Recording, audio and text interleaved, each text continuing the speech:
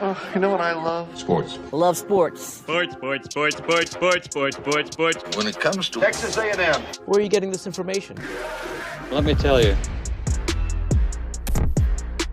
Welcome to TexAgs. It's here. It's time. There's always a buzz in the air when you hit this moment. He is a guy that has gotten better and better and better. He's just got that dog in him. We will develop men. We will graduate players, and we will win championships on the field. I think of him as this hawk. Before long, he's going to be swooping in on those quarterbacks. Coach Elko's my guy, right? Like, I love him. I love Michael Early. Like, I think Bucky's going to be incredible. It's football, man. And that's what Warriors do, and they don't want to sit out.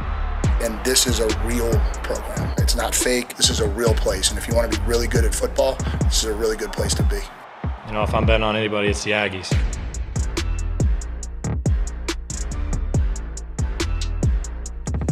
Good morning, OB. Good morning, Nuño. I'm not choosing violence this morning. I'm choosing dialogue. Okay? Because I think communication is the best way to just kind of understand each other.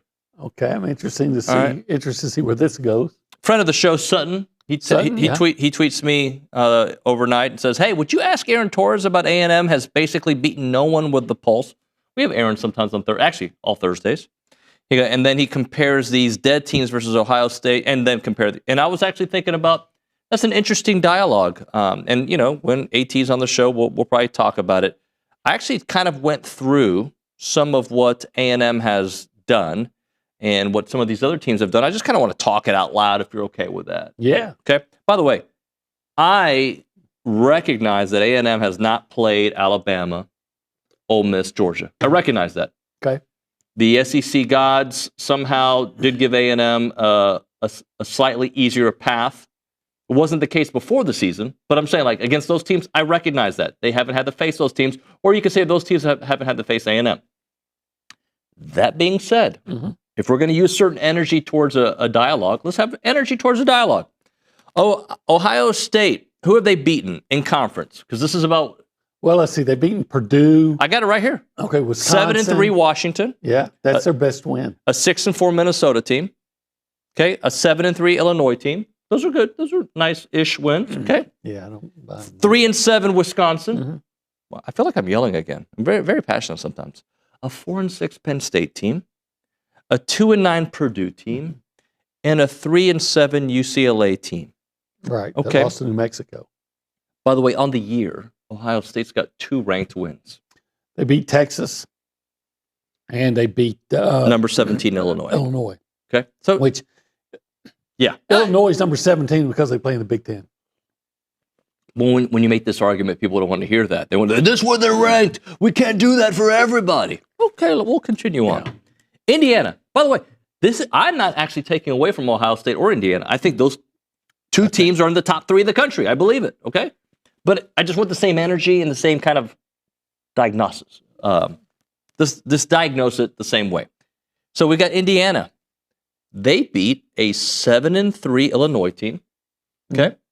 They beat a 6-4 Iowa team. They beat an 8-1 Oregon team. Yeah. Props on that. A 3-7. I would say who's Oregon beat to be 8-1. Well, but go on. A 3-7 Michigan State team, a 3-7 UCLA team, a 4-6 Maryland team, a 4-6 Penn State team, and a 3-7 Wisconsin team.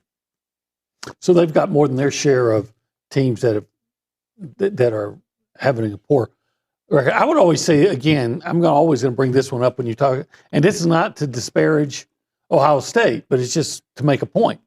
If you're going to say, well, hey, Ohio State gets points for beating Texas, then why doesn't Texas get points for beating Florida, which beat Texas? Yeah. Yep. By the way, and was actually 1 yard, literally 1 yard from. I have to put it probably because they might have fumbled on the next play, but they were 1 yard away from probably beating Georgia. That's true. So now I'm looking at this and I'm like, okay, so because again, they take away ranked wins from you. You know how many ranked wins Ohio State has and Indiana has each? Based on what? 2. How many does A&M have? Well, I know they've beaten at least 3 teams who were ranked when they played them. Yeah, and that's the same scale I'm using for both of those other teams. Yeah, so they beat They beat Notre Dame. Yep. They beat LSU, which was 20 when they played them. And the one that's the most bewildering to me is they beat Missouri when Missouri was 22. And the thing is that's so bewildering to me is the committee kind of penalized A&M, or not penalized, but they didn't prop us up. Dismissed A&M because, well, they were playing with the freshman quarterback. Yeah. But the committee knew that they had the backup quarterback when they ranked Missouri number 22. You know who leads the country in rushing, right? I would think it's Missouri. Ahmad Hardy. Yeah. He had 300 yards last week. Of the top 12 runners in college football, A&M has faced 3 of them. Yeah, Ahmad Hardy, Jeremiah Love, and Robert Henry Jr. Yeah. So again, like I just want the same energy. Like, I get it. You want to say A&M hasn't beaten anybody. Okay, then nobody's beaten anybody. Now, I'll ask you this. Of those 3 teams, who's got the most impressive victory? Of those 3 between You Texas. could say potentially Indiana over Oregon. I think A&M over Notre Dame, but I'd be willing to hear, because I think, Oregon's number 8? And Notre Dame's we'll 10? see tonight. Right. Okay. If that's how it's going to be judged, then by where your opponent is ranked. Let's change the logo. Are they having the same discussion if it's the Alabama logo? Probably not. Interesting. If it's the Georgia logo, not the A&M logo, are they having the same discussion? No, but I will say this. That's because Georgia and Alabama over time has earned it and A&M hasn't. No doubt. And that's why I look at Indiana differently this year than I did a year ago, because I feel like they're on to something. Okay. What I think is what we might be seeing with Texas A&M right now under Mike Elko, and and we'll get to it later. But what an amazing quote, or it wasn't even a quote; it was just a speech he made to close the conference. I should have picked that one for our bites. I didn't pick it. I should have. But that's the best one. But I kind of think we might be seeing a repeat of Clemson, of what happened with Clemson when they got going over under Dabo, or even Florida when they got going under Steve Spurrier. So when I bring these things up, it's not to poke holes in their resume. No, it's to defend what the. It's just I just want the same energy, because, again, tell me this amazing resume that Ohio State has. I think they should be the number 1 team in the country. I don't think it has to be, but again, if you're going to prop one team up for it, you can't discount the other team. If you're going to prop Indiana up for beating a team with a backup quarterback, you got to prop up A&M too. I go back to the whole thing. If you're going to look at records, not all records are, not all 4 and 6 or 3 and 7 records are the same. Yep.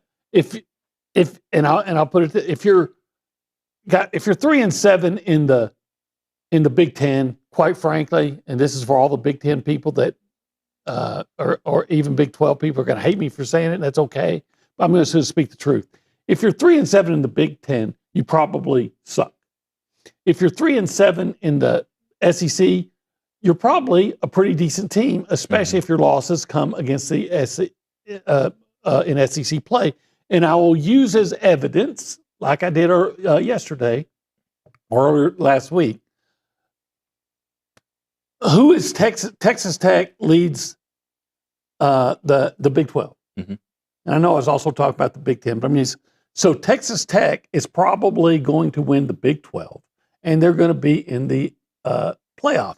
Texas Tech has 1 loss, so they deserve that. And their 1 loss is to Arizona State, which lost to Mississippi State, the worst team one of the worst teams in the SEC. And oh, but wait, they were on their backup quarterback. You lost to them. You had the lead. You couldn't hold it. You lost to them. Yep. And that's a team that, again, is one of the perceived weaker teams in it is one of the weaker teams in the SEC. It doesn't mean it's a bad team. I mean, even South Carolina, I got to admit, I was kind of undervaluing South Carolina. And then I went back and looked at it again. They were, tied with Alabama with a minute to go? They went into the fourth quarter with Ole Miss either down 1 touchdown or tied. I mean, they struggled early. They'd clearly have gotten better. And then when A&M had to turn it on, they did. Mm-hmm. It was almost that game to me with A&M and South Carolina was almost like, you're playing your kid brother in a game of one-on-one. You give him a big lead. And he's got a big lead, and he starts talking some garbage, and he's doing this. And you say, okay, fine. Now I'm going to play. And then the next thing you know, your kid brother's crying in the corner because, By the way, you gave him a jolt of reality. Indiana's off this weekend. Yeah. And you know who they finished their season with? Purdue, the game for the Old Oaken Bucket. Who's Awful. 0-8 in conference play. Yeah. So again, energy, guys. And when AT and I talk on Thursday, this will probably. I'm sorry. Go ahead. No, I was just gonna. It's just like we love to say things, and a narrative is fed into the echo and into this echo chamber, I should say, of Twitter, and it becomes a reality, and people can't back themselves out of it, even though the reality is Ohio State and Indiana have the same kind of I just schedule. Don't understand why you don't look to your non-conference games and say, all right, let's look at, and I know some play 4 and some play 3 non-conference games, but you can't help who you play in conference. You decide who you play in non-conference. Yep. Indiana, for example, decided, I can't even remember who it was. They dropped canceled the somebody, game with somebody so they could play Indiana State and Kennesaw State and some other punching bag. And I know that Ohio State played Grambling, and A&M's got the equivalent this week too. But at least Ohio State also played Texas. Also, how many? I'll tell you. I mean, I'm looking at the SEC the Big Ten standings. Purdue's 0-8. Michigan State is 0-7. Wisconsin is 1-6. Penn State is 1-6. Maryland is 1-6. Rutgers is 2-5. All those teams. UCLA is 3-4. Ohio State and Indiana have been playing all those teams. Right. All of them. So, and then you look at Illinois. Why are they ranked so high? Because they play a easy schedule. I mean, I wonder who they beat. I wonder who Illinois beat, because I can't say I know their schedule. They must have beaten somebody early. But who did Illinois beat that you would say, okay, that's the number 17 or whatever they are team in the country? Well, I'm glad you asked that, OB, and I answer you why. They beat Western Illinois. Okay, that's not it. They beat Duke at Duke 45-19. Okay, a decent ACC 5-win team in the ACC. Yeah, ACC is very weak this year. Western Michigan. Okay, that's not it. They're awful. Oh, you know what? They did beat USC. Okay. Credit to them for that. 43-32. So, 34-32. It's a big win. Another Big Ten team. And they lost to, at that point, number 19, Indiana, 63-10. Yeah, I know. I lost money. I lost a 3-team parlay on that because I was buying into Illinois. And then I realized, they're Illinois. So, look, just keep that same energy, that same status. Well, by the way, USC got beat by double figures by Notre Dame, a team that A&M beat. Right, but the people don't want to bring that up. They just don't. Let's hear from Mike Elko, because all he has to do is keep winning games in different ways.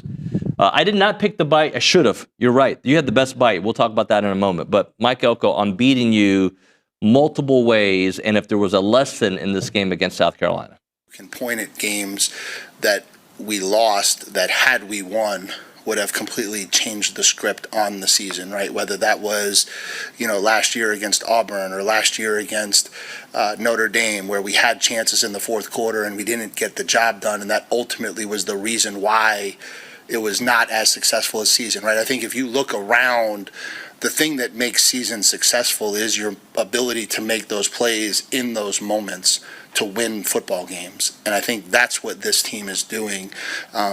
There's certainly lessons that we're trying to teach about trying to stay out of those situations. But I think if you look across the country, that's not really happening anywhere. I think everybody's getting into these situations, these moments where, the teams that are going to have successful seasons are going to find ways to make plays and win games, and the teams that aren't, are going to find ways to lose them. And I just think that's kind of where we're at right now in college football. And so, yeah, for sure, teachable moments about like trying to stay out of those situations for sure, but probably also pointing out that, you know, while you don't want those massive swoons, at the end of the day, we're probably going to wind up in more of those types of fourth quarter situations than we want to. And the resiliency to continue to find ways to win games is ultimately going to be what defines success in this program as we move forward. Something he said there is so true. And you can look at years past about like, had this play gone differently in the fourth quarter, and the team they just beat, South Carolina, right? How many times this year have they been in the game in the fourth quarter and a play or two cost them? They lost by, what was it, 3 or 7 to Alabama? Yeah. Right? A&M, they were leading in the fourth quarter, right? To start the fourth quarter. So, like, they have put themselves in position. But if you're constantly in those games, it's the team that finds a way to win. And A&M has found ways to win those games. Yeah, that's what's happened under Elko. What he said in the other bite, and it was a long one. So, but one of the things he said was, we didn't win this game against South Carolina because of something I said at halftime. That game was won 6 months ago by the culture that we're establishing. I pulled that if y'all want to hear it. Yeah, actually, yeah. Listen, that's a good bite. We should hear that. Here's Coach Elko on that. Because that's what we owe it to them. Like, you know, what do you want us to do? Panic? Like, again, like this speech, I'm sure will come out at halftime, and everyone thinks this is this amazing speech at halftime. It's not. Like, we won that game 6 months ago with what we did in the winter. Like, we didn't win that game because I went in at halftime and said something. Like, we built a culture, we built a character, we built a commitment to doing things the way we want to do them back in January and February, and that's what came out in the second half. And it's not like, oh, I went in and I riled them up, and because I riled them up, they started playing. Like, that's not how this works. It just doesn't. And so, like, I have to be calm and collective. Like, my job is to be calm and collective when they're frantic. My job is to create intensity when they're not intense. My job is to always be opposite the moment. It's not to let the moment take me away. I'm the 48-year-old guy who's supposed to see this thing with clear eyes. They're the 18 to 21-year-old kids who get emotional, and so it's easy for me. It's easy for me to try to help them get through it as best I can. Now, again, I don't want to be in that situation. I'm not saying I do, but when you're in it, you got to try to figure your way out of it, and we were able to do that. Opposite of the moment. That's a damn football coach right there. Isn't it? And that's why he's calm and collecting. Yeah. Not just calm and collected. Calm and collecting with that big contract. And his assistants are collecting more too. And that's, you know, right there, as if you needed another reason to admire and like the guy. To say that, yeah, look, who doesn't want to make more money? I want to make more money, Billy. Everybody wants to make more money. And when that money comes to you, usually you're content with that. Hey, I got paid. Yeah. Good luck getting yours. No, this is what this guy said. Hey, look, I want to get paid, but we need to take care of my assistant. He didn't just say assistants. He said support staff. Yeah. Everybody that contributes. So when they get into the playoff, which they will, they'll get a bonus for getting in the playoff, and everybody's going to get a bonus that is involved in that program. And I just admire a guy in charge, the rich guy who wants everybody else to get paid too. You want more money? Don't we all? There's an opening at Orange Bloods if you're interested. I'm not interested. Oh, okay, just making sure. By the way, I don't think they'd be interested in me. I don't think so either. This is TexAgs Live. We are presented by David Gardner's Jewelers. We are in the Rollo Insurance Studio. This is the Go Hour presented by the Warehouse at CC Creations. And if you want to be a part of the conversation, you can do it multiple ways. One easy way is to call us on the Buppy's Catering and Bartending hotline at 979-693-1150. That is right. By the way, we're running this awesome subscription special. If you are a first-time subscriber to TexAgs, you can take advantage of $1 for the first month subscription. I think you want to sample what we do. You want to see the entirety of our interviews with Josh Pate, who'll be on the phone.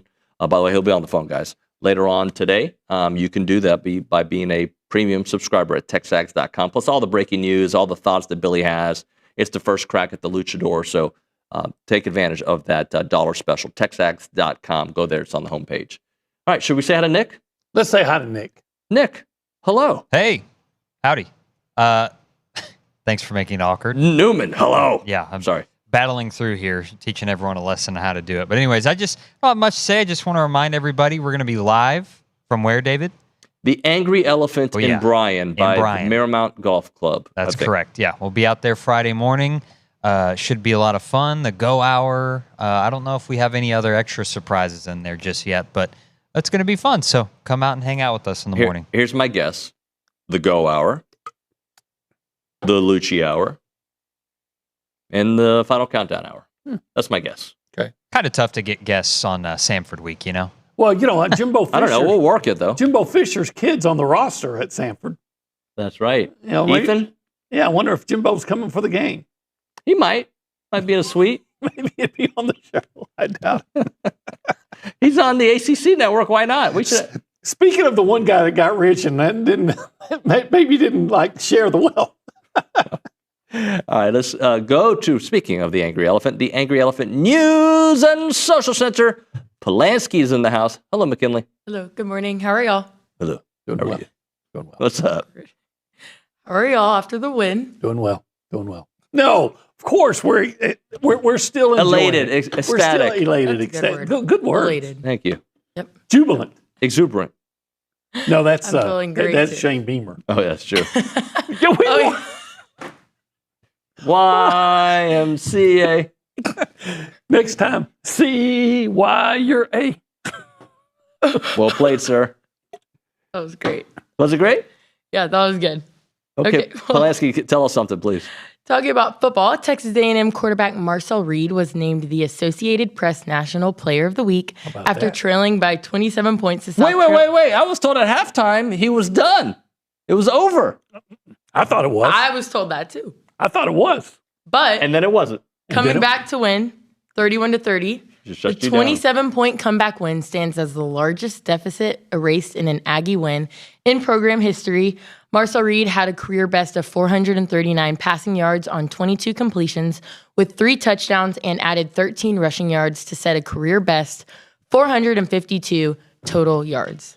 Good stuff.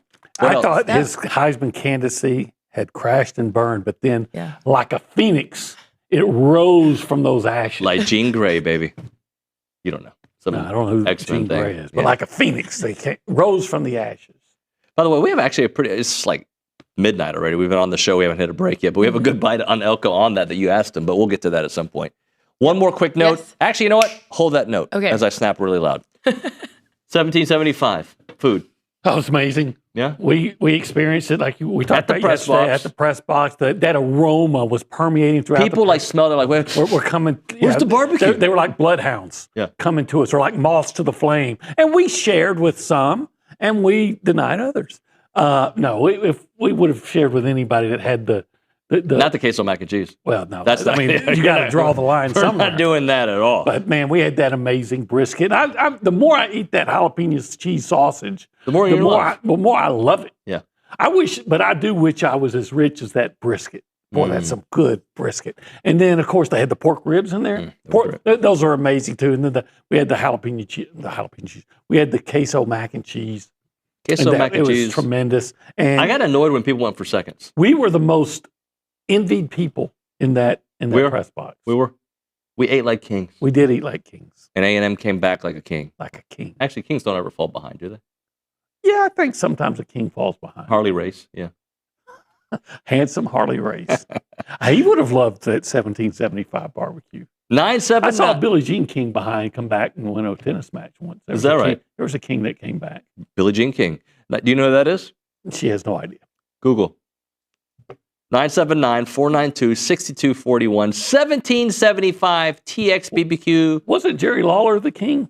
Yeah, and then Harley Race became the king. Okay. And I think the Junkyard Dog became the king. I once held the Junkyard Dog's collar. And then his King leash. Macho was the thing, too. Randy Savage became the king. There's been more than one king. 1775 is the king of barbecue. Long spot. See you in a bit.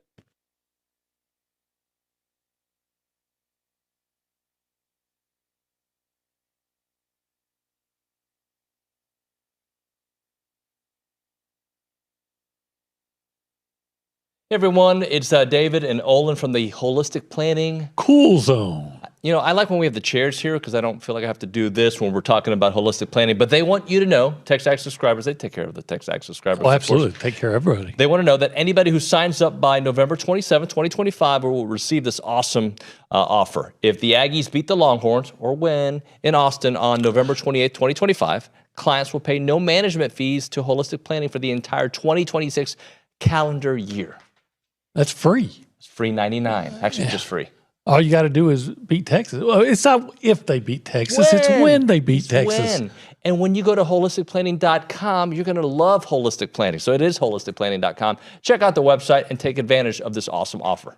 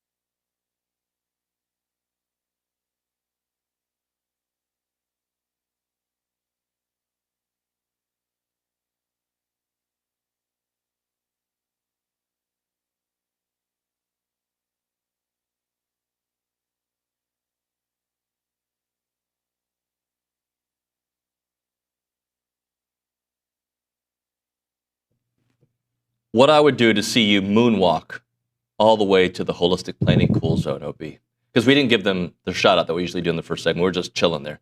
But what I would do to see you moonwalk all the way there. You're always underestimating me. Back in the day, I'd have my red leather jacket on, my one glove, and I had my pants real high, show my socks, and they're all glittery, and I just moonwalk across Tyler. Would you like to show us how that looks? Well, I got to get my glove and my. We don't need the glove. I got to be in the hole. You got to be in this. Yeah. I need a Jerry curl. Do you? McKinley, do you know why I said the moonwalk there? No. Do you know who created the moonwalk? I'm not going to say because I think I'm wrong. Oh, just say it. No, we got to know. Neil Armstrong. Neil Armstrong did not create the moonwalk. Did he? I mean, he was the first one on the moon. Yeah, and then he walked backwards, and it became a big phenomenon, and then the Beatles did it. And then he did the split, It was great television back in 1969. Are you sure you didn't know that? No, I'm not going to say anything. I'm gonna get hated on in the YouTube. No one ever hates on you. So, Neil Armstrong started it. Well, I know he was the first one to walk on the moon. Yeah, and then Chubby Checker did it later. So, there you go. Actually, Chubby Checker was first. Well, he was twisting on the moon. No, that's right. With the Fat Boys. That's why he was chubby. Yeah. Anyway, Michael Jackson created the moonwalk. That's what I was going to say. See? You should have gone with your gut. I was literally about to say that. But you didn't. So you lose. You should have gone with your gut like Chubby Checker. Or Olin Buchanan. Anyway, but Neil Armstrong did do the moonwalk. Okay, I know he was the first one to walk on the moon. Yeah. He was the OG. But the original I gangster. knew Michael Jackson was the first one to do the dance. Right. And we were just listening to Michael Jackson. Yes, I know. Oh, I know. Okay. That's what I'm saying. Sorry. Performers of the week, McKinley Polansky. Wink, wink. Anyway, let's do the performance of the week, OB. My performance of the week was Marcel Reese, who was the catalyst from that. Well played, by the way. Shout out to Catalyst for that 27 point rally. Or rally. It was a 28 You'd point. sell your soul, wouldn't you? No, I would not sell my soul. Some things are more important. That's more important than my soul. Because I got soul. That's why I know about Michael Jackson. I like how you said it with an accent, too. I got soul. I got soul. How about that? We saw the 3 touchdown pass and everything. But again, how about that scramble for the first down on 4th and 12?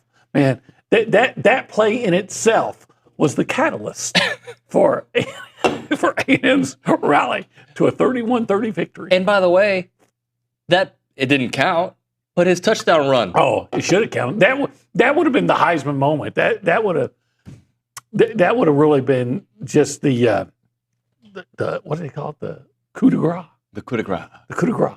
I'm French. ABR? We speak French around the house all the time. Like say, pardon my French. We speak it around the house all the time. Do you give ABR the catch? Ashton Bethel Roman. First of all, that amazing catch. And then I am surprised that he got caught from behind because he's so fast. But what a big play he did. So he has the touchdown, the second touchdown in the rally. Mm-hmm. Actually, the second touchdown of the game for A&M. And then he had a 76-yard catch and run. He caught like a 10-yard touch pass and turned it and ran for like 66 yards, and that set up the next touchdown. So ABR, he was amazing. Casey Concepcion, consistent throughout the game. He's always good. What did he have, like 150 yards receiving? And a couple of... 158, a career high for him. And a couple of nice punt returns on top of that. 42 return yards. I was really impressed with, too. Tyler Onion. T.O. Didn't he get that? Big sack. Didn't he get the tackle on 4th and 1? He did, yeah. That was a huge play. And then York was good like always. Samford was... How about the Daltonian Brooks? Dalton Brooks was really good. You don't... When you look at it, and you look at the 30 points, you think the defense had a really bad day because they gave up a couple of two big plays. Right. Those are the only touchdowns they gave up. And you wish they hadn't, especially the 80-yarder, because it was late. That one just felt like a dagger, didn't it? Yeah, and it felt like that they weren't, like they thought, okay, we just don't want to give them a big play, and then they did. Yep. But I think overall the defense had a good game, especially when they held them scoreless in the second half. So you're going to add a lot of players. We haven't even talked about Cassius Howell. Another sack. And now I think he's second in the country in sacks at 11 and a half. He's one behind, and they got Samford this week that's given up 51. Yeah. So he may be the leader in sacks after that. But beyond that sack, he blocked 3 passes. He blocked 3 consecutive passes. Now, they weren't all on the same series, Right. like the Sacks were against Utah State, and then he had that big tackle to end the game. Yep. And Mike Elko brought this up yesterday. He was very careful with his hand placement when he tackled Lenore Sellers to make sure that he couldn't get called for a horse collar or anything like that. Because if you get the horse collar penalty, it's at midfield. And there, yep. And they still got time. So, yeah, Cassius Howard, another guy. There's so many. He was a catalyst. TJ Searcy was given, Coach Elko mentioned him yesterday as the most consistent player on the D-line. You know, when you're that opposite side, strong side defensive lineman, defensive end, you get lost a lot. Sometimes you don't get appreciated as much. You know, Julian Obioha was on the opposite side of DeMontre Moore. So the guy that's getting the sacks is who you notice. You don't notice the guy that's setting the edge over there as much. But, yeah, he did a heck of a job. All right, let's talk a little duck camp. My son Christian has become a hat guy. Okay. Because of duck camp. Yeah. He used to not be a hat guy. But he's like, Dad, those hats are cool. The one with the duck on. I saw one, I think, did I see one with a deer on it? Yeah, there's one with a deer. I like that one, too. They got just duck camp written on it. They got them all. I got a yellow one the other day. My son loves them, too. Yeah. If you're into hats, I'm typically not a hat guy. If I'm going to wear a hat, it's going to be a duck camp hat. And honestly, I wear them all the time. Also, the essential hoodie. I know you've got that. Yeah. They got more than the essential hoodie. They got a lot of hoodies. You can wear it, hoodies. You can wear it honey. You can wear it to Little League, to the tailgate, the lightweight brush over shirt, durable shirt made for the perfect crossover, to fill drinks around the fire, pair it with brush pants, you name it. You can all check it out at duckcamp.com. And if you use the code TexAgs25, 25% off your order. That is TexAgs25. Go to duckcamp.com. Built for the outdoors. It's Christmas time coming up. Yeah. You can save a lot of money for Christmas gifts. My wife asked me this the other day. When is Festivus? Festivus is, I don't know. December 23rd. Okay, that makes sense. Her birthday is December 23rd. Oh, well, do you air your grievances against her? I hear them daily. Duckcamp.com. Built for the outdoors. Designed for everything else. Every day's business.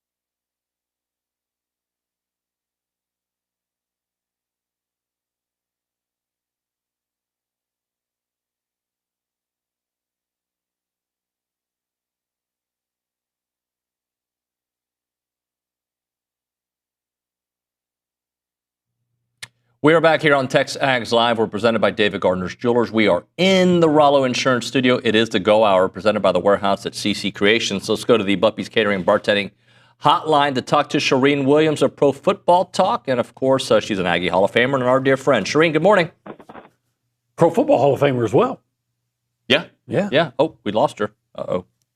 We'll try to get her back here on the air. By the way, today marks the 26-year anniversary that of the bonfire collapse. Unfortunately, obviously, 2:42 in the morning on November the 18th, 1999. I had just graduated college a few months earlier. I remember exactly where I was when the news came out that morning when I woke up. We've got Charean now. Terrific. Let's go. Charean, we were just reminding the audience that it's been 26 years since the bonfire collapse.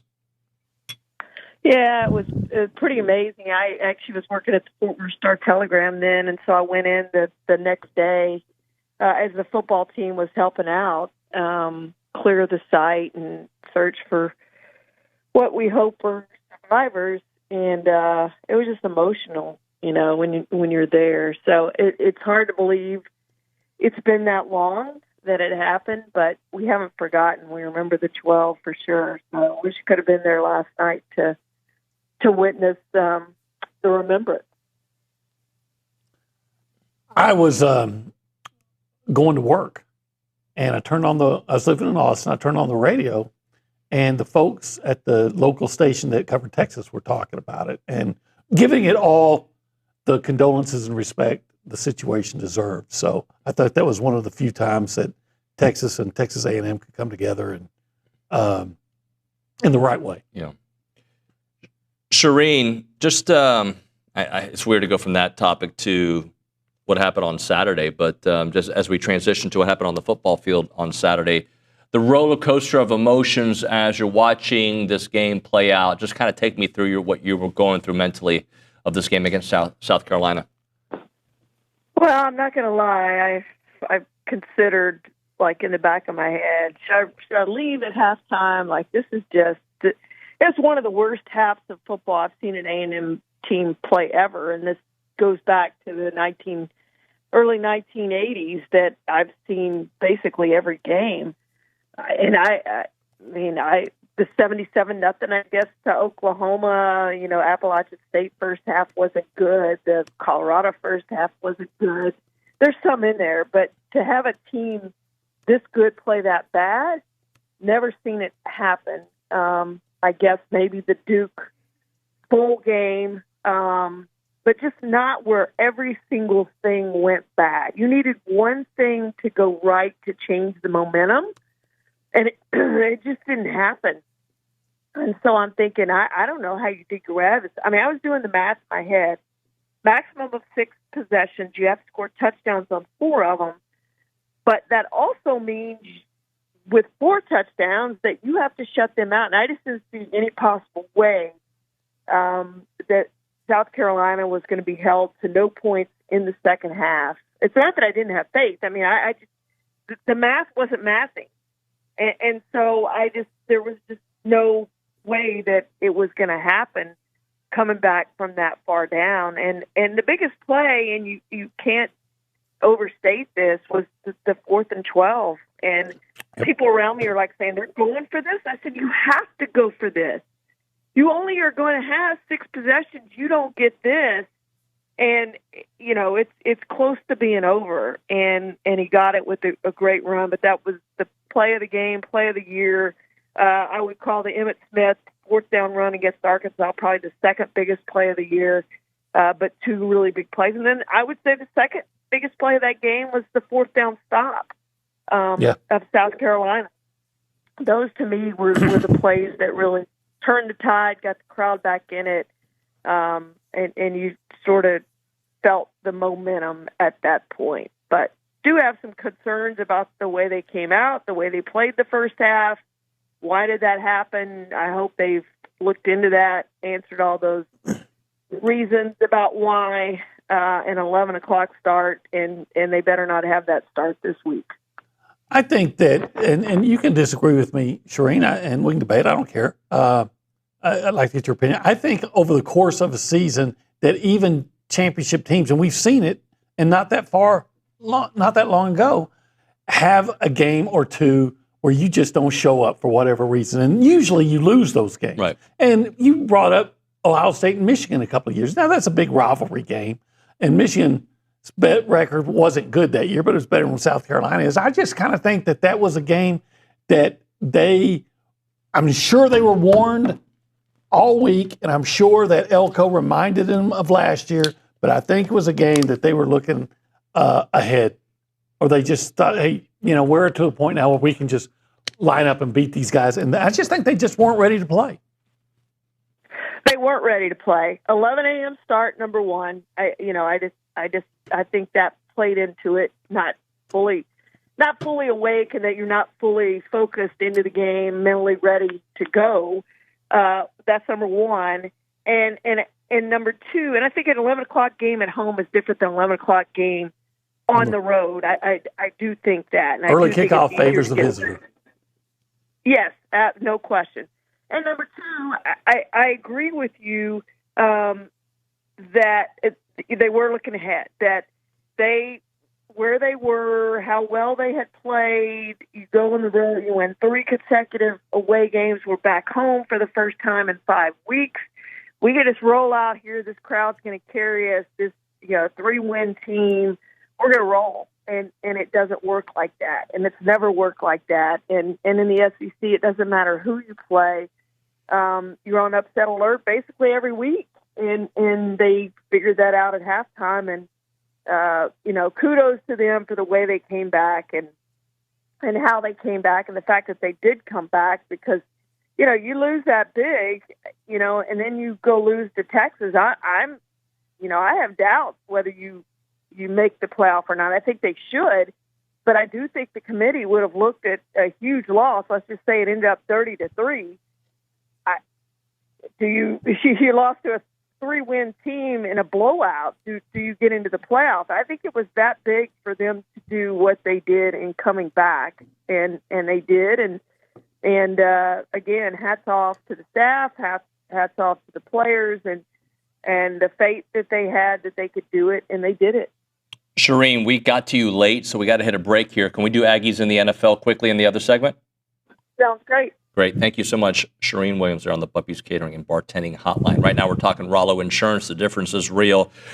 This is a little shout-out to family-owned agencies dialed up to TexAgs. Rollo Insurance Group is doing some amazing work helping small agencies keep up with all the slow-motion corporate takeover of the insurance industry. Tech markets, education, and succession plans are big challenges. But if you go to rolloinsurance.com/TexAgs and listen to Keith Lane's comments with Jackson Rollo here in this studio, by the way, not long ago, at the Rollo Insurance Group, they're making sure that they take great care of you, and Aggie's doing all kinds of work to help out other Aggies. Check out the website, rolloinsurance.com/TexAgs, or go to 888-44-ROLLO on the phone. That's not awkward. You know what I mean. It's Rollo Insurance.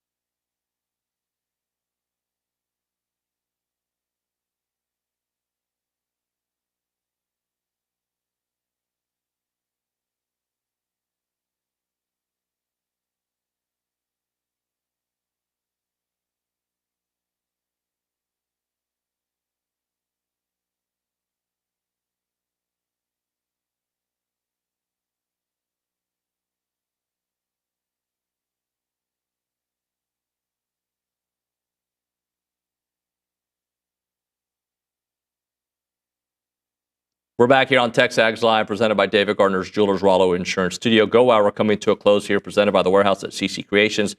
We go back to the Puppies Catering and Bartending Hotline with Charean Williams with Pro Football Talk, our dear friend. And now we're doing Aggies in the NFL.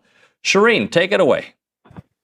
Well, you probably guessed who the top two are, and they might as well just stay in the top three every week. But we're going to give a shout-out, honorable mention to Von Miller. He had another sack to go on his career sack total. The Commanders are not having a very good season. I'm not going to be surprised, though, if they cut him, possibly, and let him go to a contender late in the year to have a chance to win another Super Bowl, something to keep your eye on as we go forward. Number 3, Antonio Johnson, quietly having a really big season. 2 tackles, an interception he returned, 44 yards, the Chargers 13. They cashed in with a touchdown. He also had a pass defense in that game. Just played outstanding in the Jaguars' big win over the Chargers on Sunday. Number 2, Devon Achane, 21 carries, 120 yards, 5 receptions for 45 yards. Now over 900 yards now rushing. He will. Let's just say he's on pace. I don't want to jinx it. He is on pace to have his first 1,000-yard season. And number 1, Myles Garrett, 5 tackles, 4 sacks, 5 quarterback hits, 5 tackles for loss. Another just huge game for Myles Garrett, the best pass rusher in the NFL, headed toward Defensive Player of the Year. Did we lose her? Of the year. Of the year. Sorry. That's it. There you are. Charean, great stuff as always. Thank you so much. We'll see you next week. Thank you, guys. The great Charean Williams here on the Puppies Catering and Bartending Hotline. OB, final thoughts as we close out the Go Hour. I don't know. Well, there's basketball tonight. Yep. So Montana. Let's see if they can bounce back, beat those Grizzlies. Yeah. And we got interviews with I think it's Demetrius Crownover and Tyler Onyedin. Yep, some good interviews. I'll have some pretty good interviews on the huddle later on today too. So some players coming into the studio. All right, thank you, Obi. All right. When we come back, Josh Pate, Pate State next on TexAgs Live.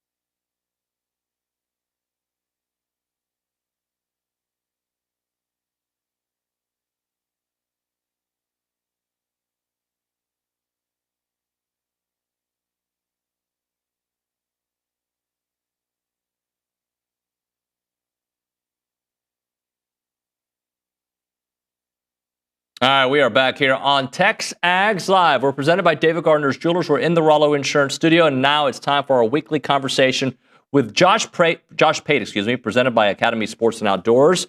And they want to honor the military and first responders for all that you do from October the 19th through November the 11th, which they just passed, by the way. I'm reading the old copy. They're showing their thanks with 10% off at your local Academy store and online at academy.com/discount. Anyway, I will read the new copy at the end of this. Let's go to Josh Pate on the Buppy's Catering and Bartending Hotline. Mr. Pate, how are you, sir? I'm good. Do you remember that SportsCenter blooper from years ago? It was Charlie Steiner doing the thing where Carl Lewis sung the national anthem, and Charlie Steiner is just in hysterics, cannot compose himself, and he basically just, through incoherent laughter, says, "I can't stop now. I've got to finish." And he's reading the copy off the teleprompter. That is me, and apparently that is you when you start reading ad copy, and then you realize midway through, uh-oh, this is dated. Oh, these dates are in the past. I can't stop. Now I got to keep going. I got to finish. Hey, I'm going to try it again. Here we go. For the most festive gear of the year, it's back at Academy Sports and Outdoors. Don't miss the limited edition Magellan Outdoor Christmas Market Collection only at Academy. And, of course, exclusive 2025 gear and gifts for all of your holiday parties, fun family photos, and Christmas morning traditions. And check out the entire collection from matching PJs and holiday print fishing shirts and dresses to exclusive mossy oak, snowdrift camo styles, and much, much more. Let your holiday fun begin with the Magellan Outdoor Christmas Market Collection only at Academy. There we go. Hey, do you mind the best in the business? Oh, thank you, buddy. I'm Ron Burgundy. I will read whatever's in front of me. I have to ask you a question that is not a football question. Are you okay with that? I welcome it. Okay. Do you feel famous? Oh, well, can I tell you why? Let me tell you why I thought of this. The other day, someone's like, "You talk to Josh Pate a lot?" I was like, "Yeah." He's like, "Man, he is like famous." And I'm like, you know what? He is. And I'm just like, from when I met you 4 years ago, where you're already starting to explode to now, like, how different is it? So my personal life's not different at all, because I just do, you know me. So you know that what I'm about to say is true. I just kind of live in a bubble and do the same stuff every day. Go to the same gym, wear the same clothes, eat the same lunch and dinner. So I'm very much a creature of habit. So in that bubble, David, not really much has changed at all. When we go to games, I mean, it's a great experience, but you're hanging out with college football fans. So it's always been in my nature to interact with college football fans. I mean, that's my wheelhouse. I love being there. It's a comfort zone. So I don't know. I mean, yeah, you can tell a difference, but to me, no, like my personal life doesn't really feel a whole lot different. I know I'm blessed. I mean, I see that all around me, but I always tell people, like, if you're ever concerned about that going to my head, don't worry. That you can remove that from your radar of concern, because I'm going to be fine. I actually can co-sign that. I know that about Josh. Hey, let's transition to this crazy game on Saturday. I'm watching your tweets, by the way, and I thought you were as level-headed as anyone. I saw the tweets from everybody else, too. Just will kind of take me through your emotions. You never checked out. You believed in Marcel. You believed in the Aggies. Kind of take me through that. Man, so I was in Athens for the Texas-Georgia game later that night. I went over to Jim Donnan's house, who's the old head coach at Georgia before Rick was there. We were watching the game in his basement. And, when you're watching a game with, like, a football coach, it's always funny, and it's great because you get a different perspective. And early on in the game, Jim's just pointing out this and that, saying, you need to watch out now. You need to watch out here. And that's before the game had gotten sideways in the first half.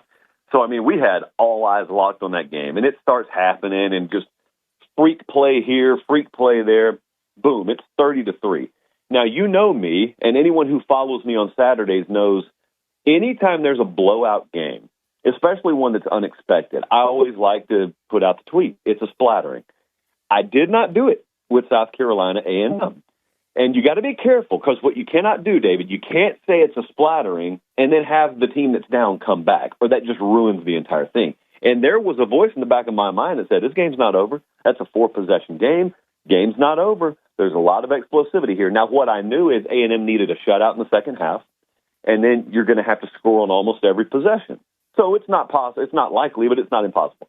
And the thing about a seesaw is, when you tilt that thing, it can really tilt quick. And then we all know how the game finished and wrapped up. I just think about how I think about how robotic some people view college football through the lens of. It's not robotic. They aren't robots. Teams aren't built robotically. It's just a bunch of young football players. And it's a bunch of coaches. Some of them are in these spots for the first time.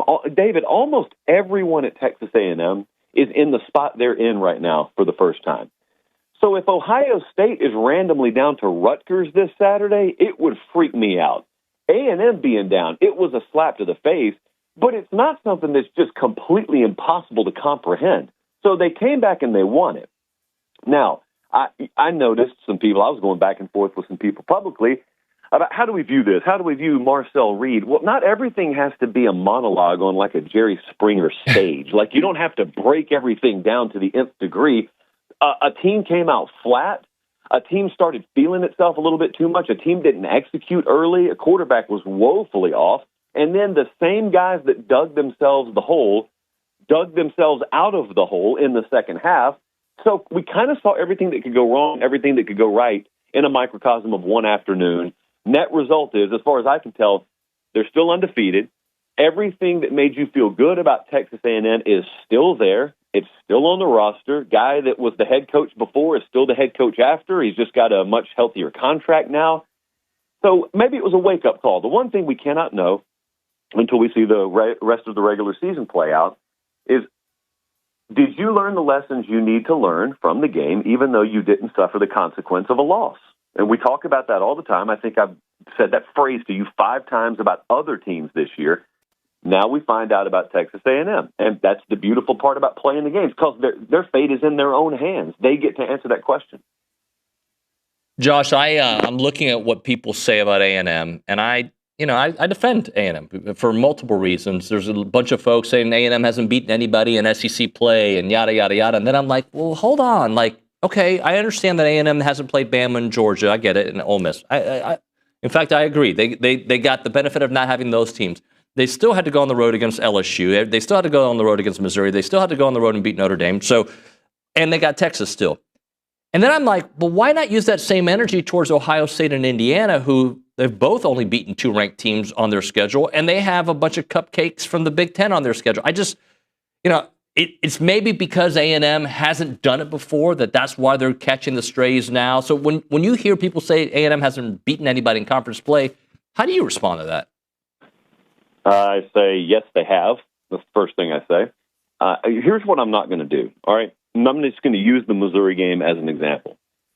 If you had Missouri ranked, knowing their quarterback's out, by the way, if you had Missouri ranked before A&M went up there, which the committee did, you don't get to look me in the eye and tell me afterwards it's not a good win just because A&M went up there and handled them. On the same day, mind you, that Indiana goes to Penn State against what has been a terrible team all year and struggles and has to come from behind. And because they came from behind, full credit, they get like a hero's welcome on the next week's playoff rankings show. So, yeah, I've got a little bit of a problem with it. Now, the beauty, again, to circle back to the first answer, is it all gets to sort itself out because we don't have to live in a world where it's a paper champion. You get to play the games on the field. So A&M's got all this in front of them. It doesn't really matter what people say. However, it can still aggravate me when people say it because what you said is true. This has everything to do with what A&M as a program has not done in the past. That's why Ohio State gets benefit of the doubt, because they won a national title 15 minutes ago, and A&M hasn't won one in anyone's lifetime pretty much. And so that's not supposed to be part of the criteria, but I think you and I and everyone listening knows it ends up becoming part of the criteria. So, again, every answer I'm given, it all falls back to the same thing. It doesn't really matter because A&M gets to handle it themselves, and they hold their fate in their own hands. Talking to Josh Pate on the Buppy's Catering and Bartending Hotline. All right, here's an easy question, and it may spur dialogue for another program. Maybe it spurs more dialogue for A&M. Who's got the most impressive win this year of the teams that have a chance for the playoffs? All right, so working off the baseline of A&M at Notre Dame, I am trying to think, is there a win? Indiana at Oregon was really impressive. Maybe even this weekend, Josh. Yeah, well, I feel like I'm blanking. So what am I missing? OU this weekend over Alabama was pretty impressive. Yep, I would say that it's either that one one of those three. I think those three are very comparable. I would put those up there. So I'm thinking in the future too of games that haven't happened, like who has a chance to top that. I think the teams that have a chance to top that, like Texas could top that over A&M. Michigan could top that over Ohio State, but there aren't many opportunities left for people to do that.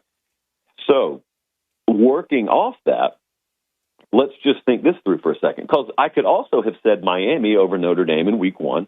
That could be up there as well. Now, the playoff rankings come out tonight. So the first rankings that came out a couple of weeks ago, you remember how there was a little bit of debate of how much is the head-to-head going to matter between Miami and Notre Dame, and people had their opinions. Then the committee rankings came out, and I think Notre Dame was like 10th and Miami was 18th. There was a pretty big gap between the two. And I looked at that and I said, wow, that's weird. And then the next week, Miami jumps 3 spots, and we'll see how much they jump tonight. I don't really concern myself with the playoff committee process. I've never done the mock thing they do in Grapevine, Texas, where they invite the media out there. But allegedly, part of that process is they judge the team in clusters. They judge the teams in clusters. And if this stuff sounds stupid, it's because it is, but just follow me. They judge the teams in clusters. And I heard Chris Budden talking about having participated in the process and needing to remind people, hey, look, I know you guys are focused on this head-to-head between Notre Dame and Miami, but what you need to know is unless those teams are close enough to each other to be grouped in the same cluster, Miami and Notre Dame are never being judged on the board at the same time.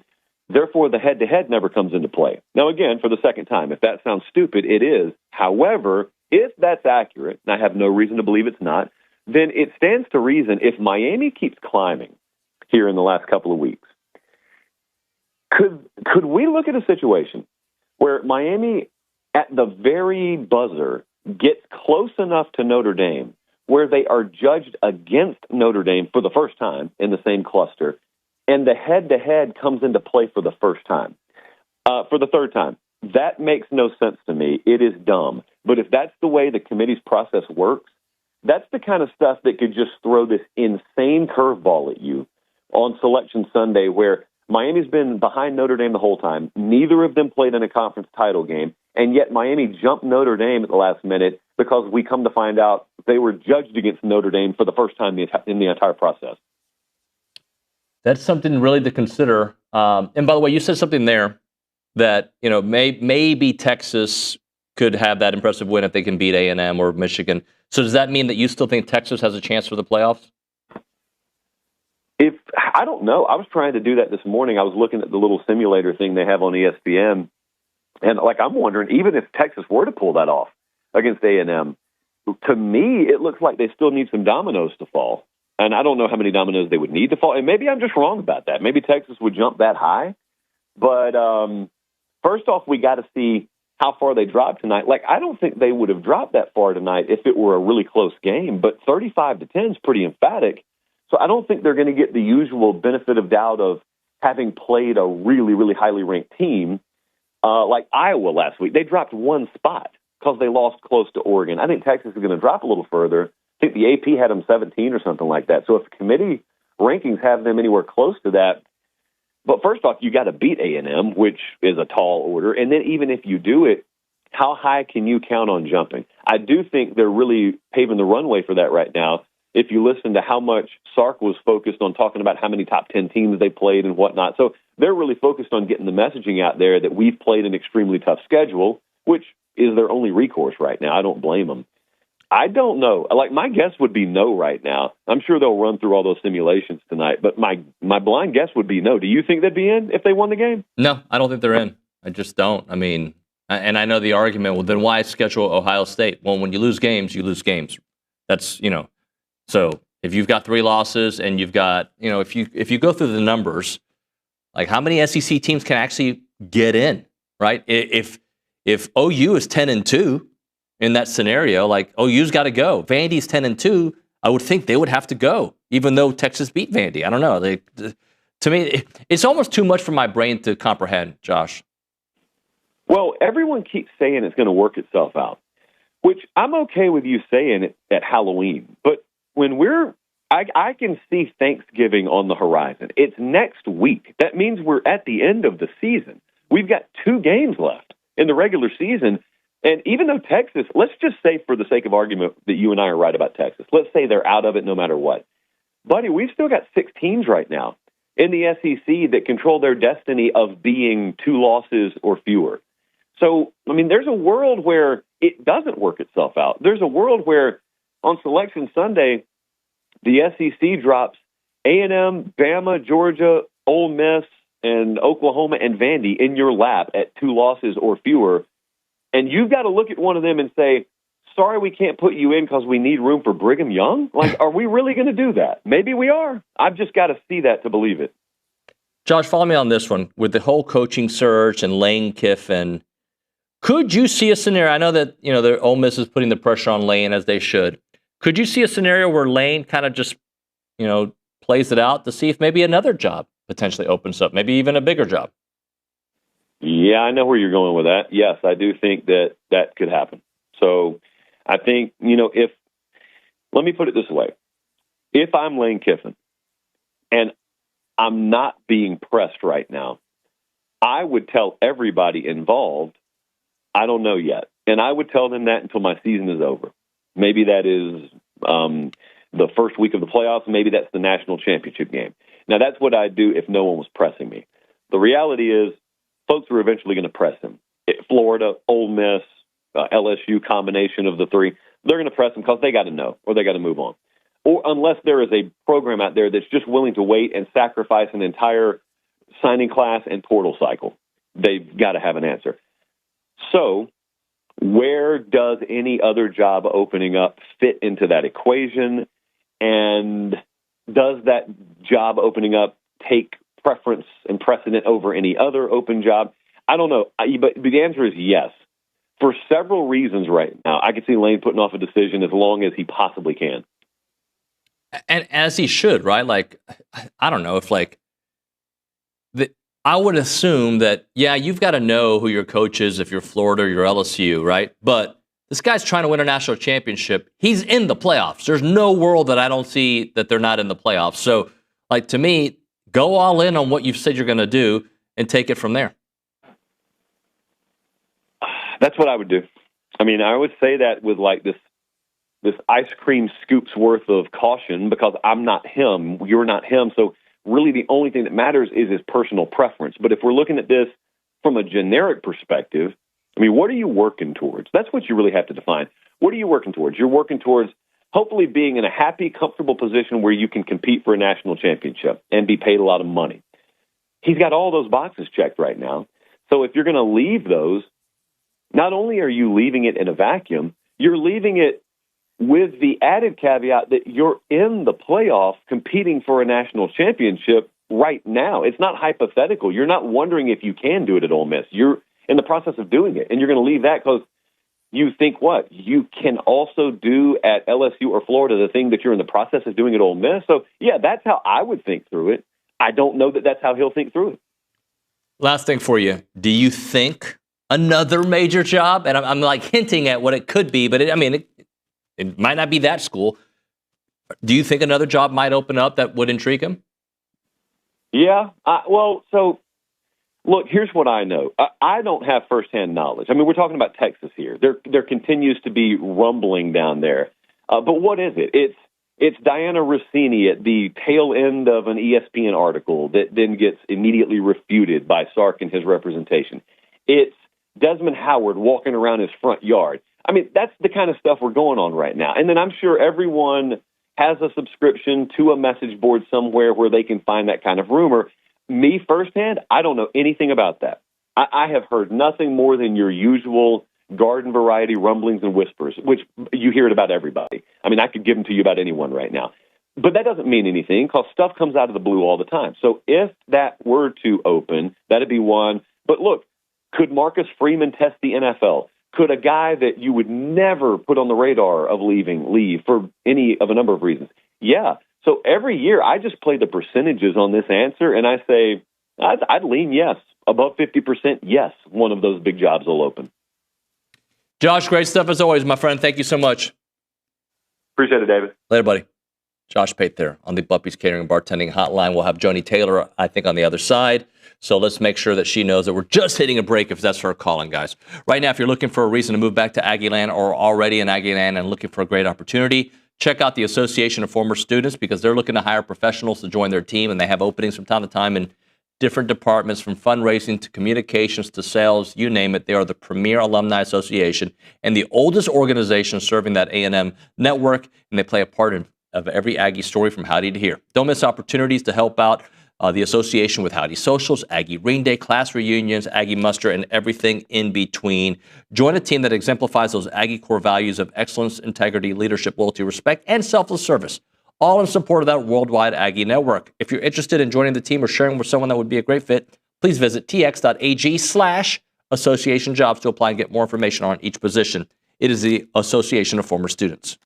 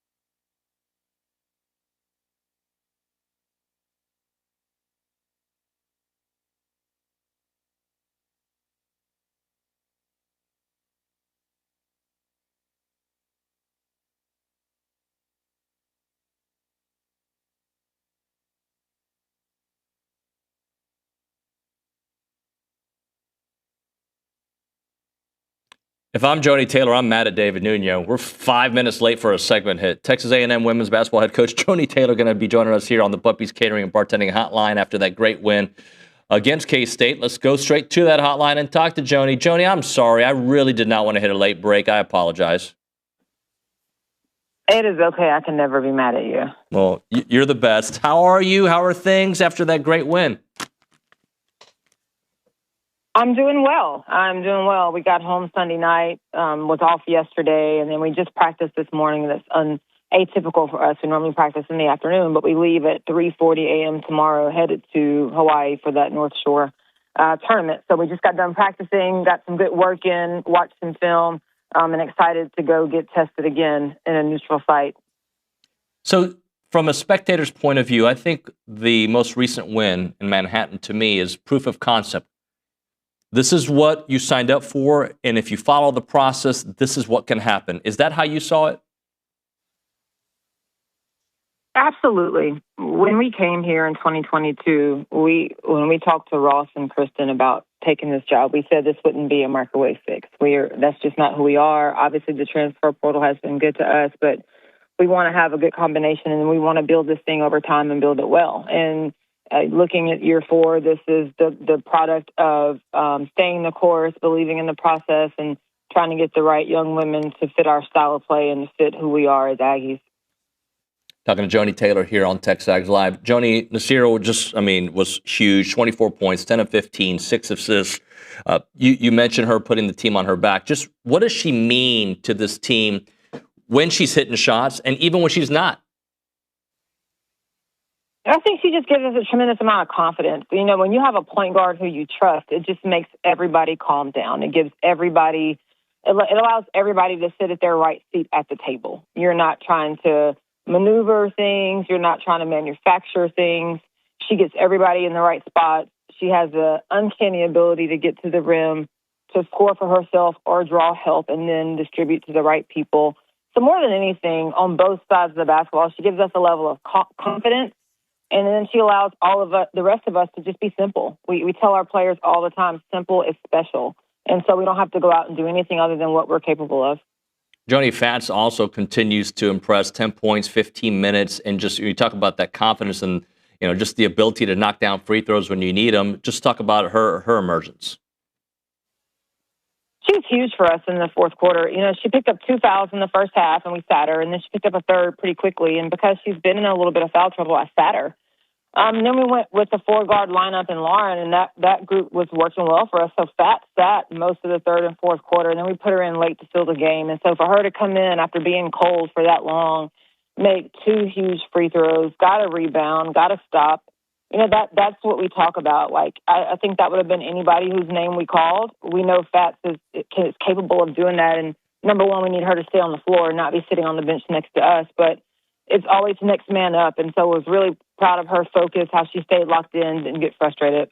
Joni, how do you go about, creating your system, but also having it fit what your players do? Because I know you mentioned that this year's team kind of fits more of your system, but how do you kind of incorporate the both worlds, if you will? Well, I think it starts in the recruiting process. Like, you want to recruit players who fit your style of play. And for us, that's defensive intensity. It's always where it has to start. Our league is a defensive league, and if you don't defend in this league, you're in trouble. So we need players who are eager defensively. They don't have to be the best, but they have to be eager and willing and hard workers, high motor players. And so that's the first thing that we look for. And then after that, it's just offensively, we need people who can space the floor. We need our forwards need to be able to handle the basketball and space the floor. A lot of our offense runs through our 4-man because we model our style after the WNBA and the pro level, and that's what it looks like. If you look at all the forwards at the next level, we call those the money spots. And so we try to find a forward who can manipulate our offense, who can handle the ball, be our kind of point forward. And then you just, from there, you try to fill in the pieces to the puzzle. At the end of the day, we're all trying to put a puzzle together, and we're just really intentional about the right pieces to make that fit. Joni, it's one thing to win a game where you're winning by a lot, but when you have to withstand a run, just the mindset behind that, when K-State's making their run, that you all were able to kind of stop, take a breather, and play your style of basketball to finish it out. I thought that gave us, that's going to pay off down the road. We're going to be in so many games like that, possibly in Hawaii, but definitely as we move on and get into our conference. And so we're going to be able to look back at that win, and it's going to be a great win for the committee to look at come NCAA tournament time, but it's also going to be a great win for us to pull from in January and February, to be on the road in a tough environment. It's when we gave up 31 points in the third quarter, to be able to bow our back and only give up 13 in the fourth, get stops when we needed to, and continue to score. That was huge for us and gave us a young team, a new team, a ton of confidence. All right, Joni, let's close out with going almost 4,000 miles away to go to play some basketball. What this 3-game in 4 days can mean for this team, this culture moving forward.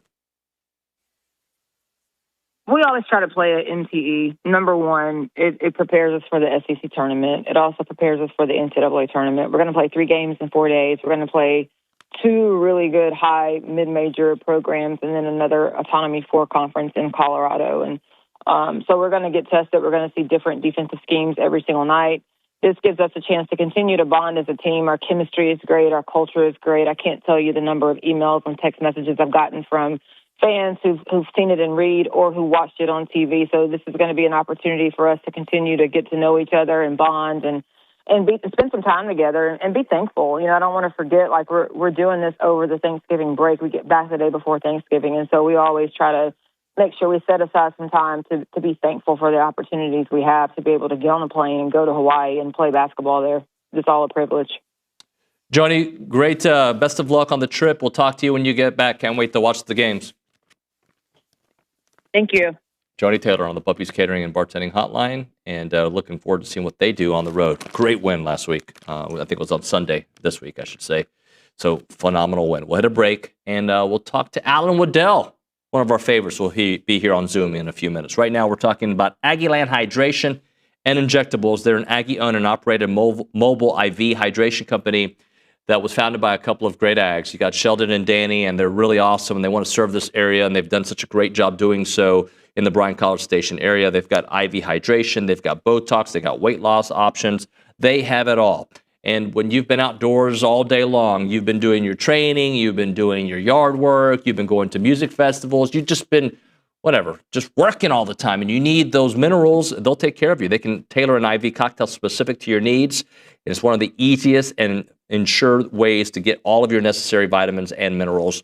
And they want to make sure that you know they're all over the Brazos Valley, and they'll come to you. To book an appointment or inquire about their services, call them or text them, 979-217-1561, 979-217-1561. It is Aggieland Hydration and Injectables.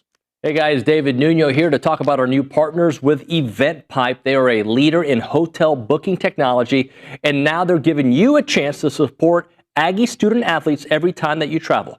Thanks to their partnership with United and EventPipe, whether you're heading into a game, a business trip, or family vacation, every room that you book comes with cash back in the pockets of Aggie athletes. That's a wonderful deal. And with EventPipe, you'll get discounted hotel rates up to 20% lower than the major travel sites while enjoying a fast, easy booking process.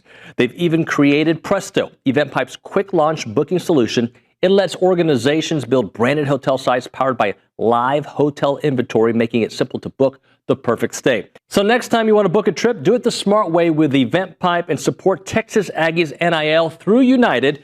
Visit their website, tau.eventpipe.com.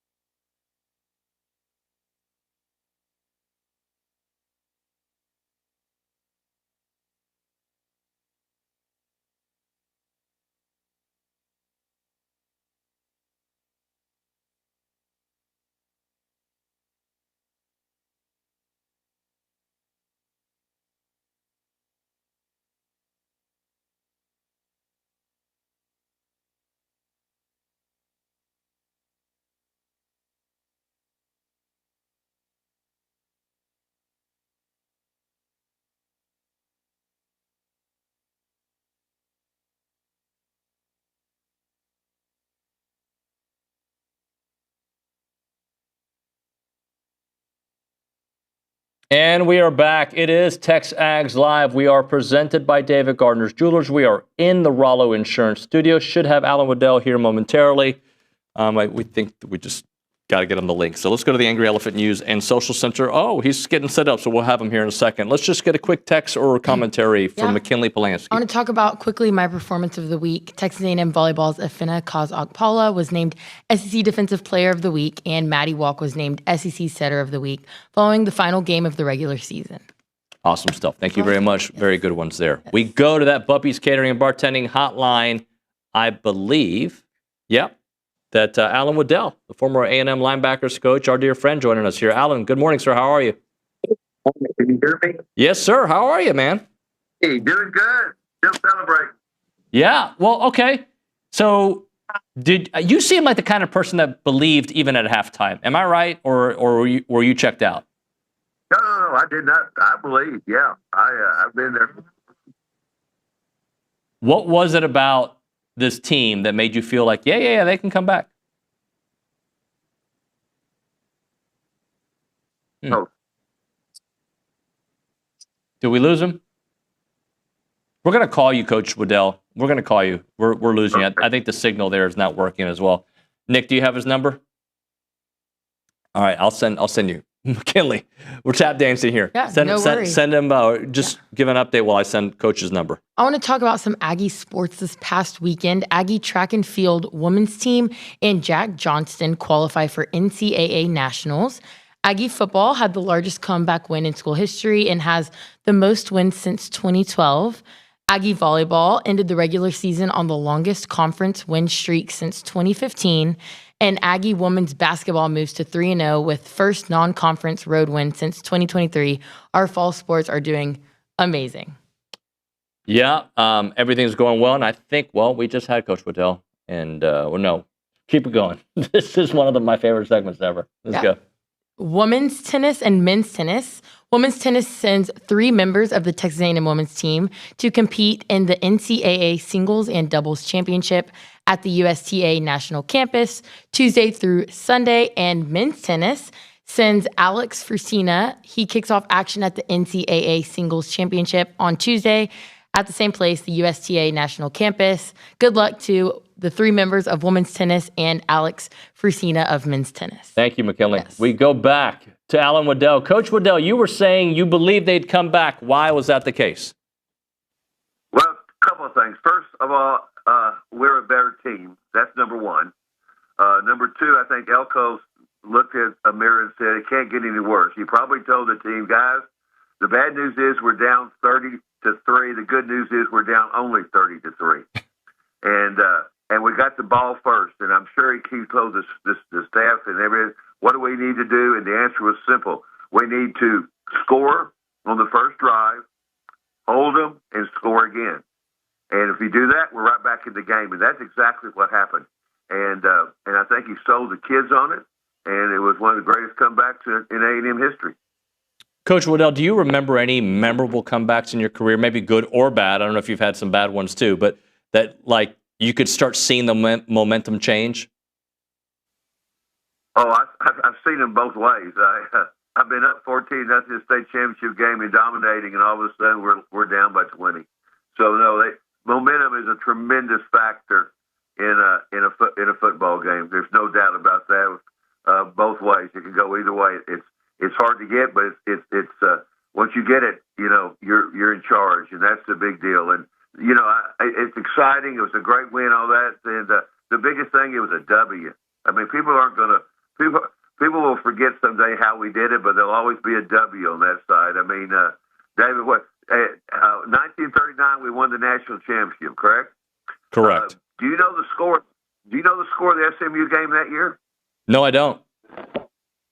Okay, it was 6-2. It was 6-2. In the last minute of the game, they blocked an A&M punt. It went in the end zone. SMU recovered it. It squirted away from them, and it got them a safety. On the last play of the game, SMU player dropped the ball. It's not how you win; it's that you win. And this might be that win that every team, every national championship team, the ones I played on, the ones that have played. There's one game, there's one play, there's something that defines the season. And this was that game, and I don't think anybody's going to beat us. I think we're going to run the table. Coach Weddell, when you look at the linebackers, I know you have expertise there, and you see what this group has been able to do with guys in and out of the lineup. Like Scooby's been out, right? You got Damian Samford stepping up. You got Torian York calling out Missouri plays and making huge tackles in every game he plays in. Noah McHale stepping up. Like, Jordan Lockhart, who's had a nice year. When we talk about this linebacker group, just overall, what have you seen from them? Improvement, confidence, teamwork. They've obviously done a lot of extra work in the film room. They seem to anticipate extremely well. They're very well coached. That's the first thing.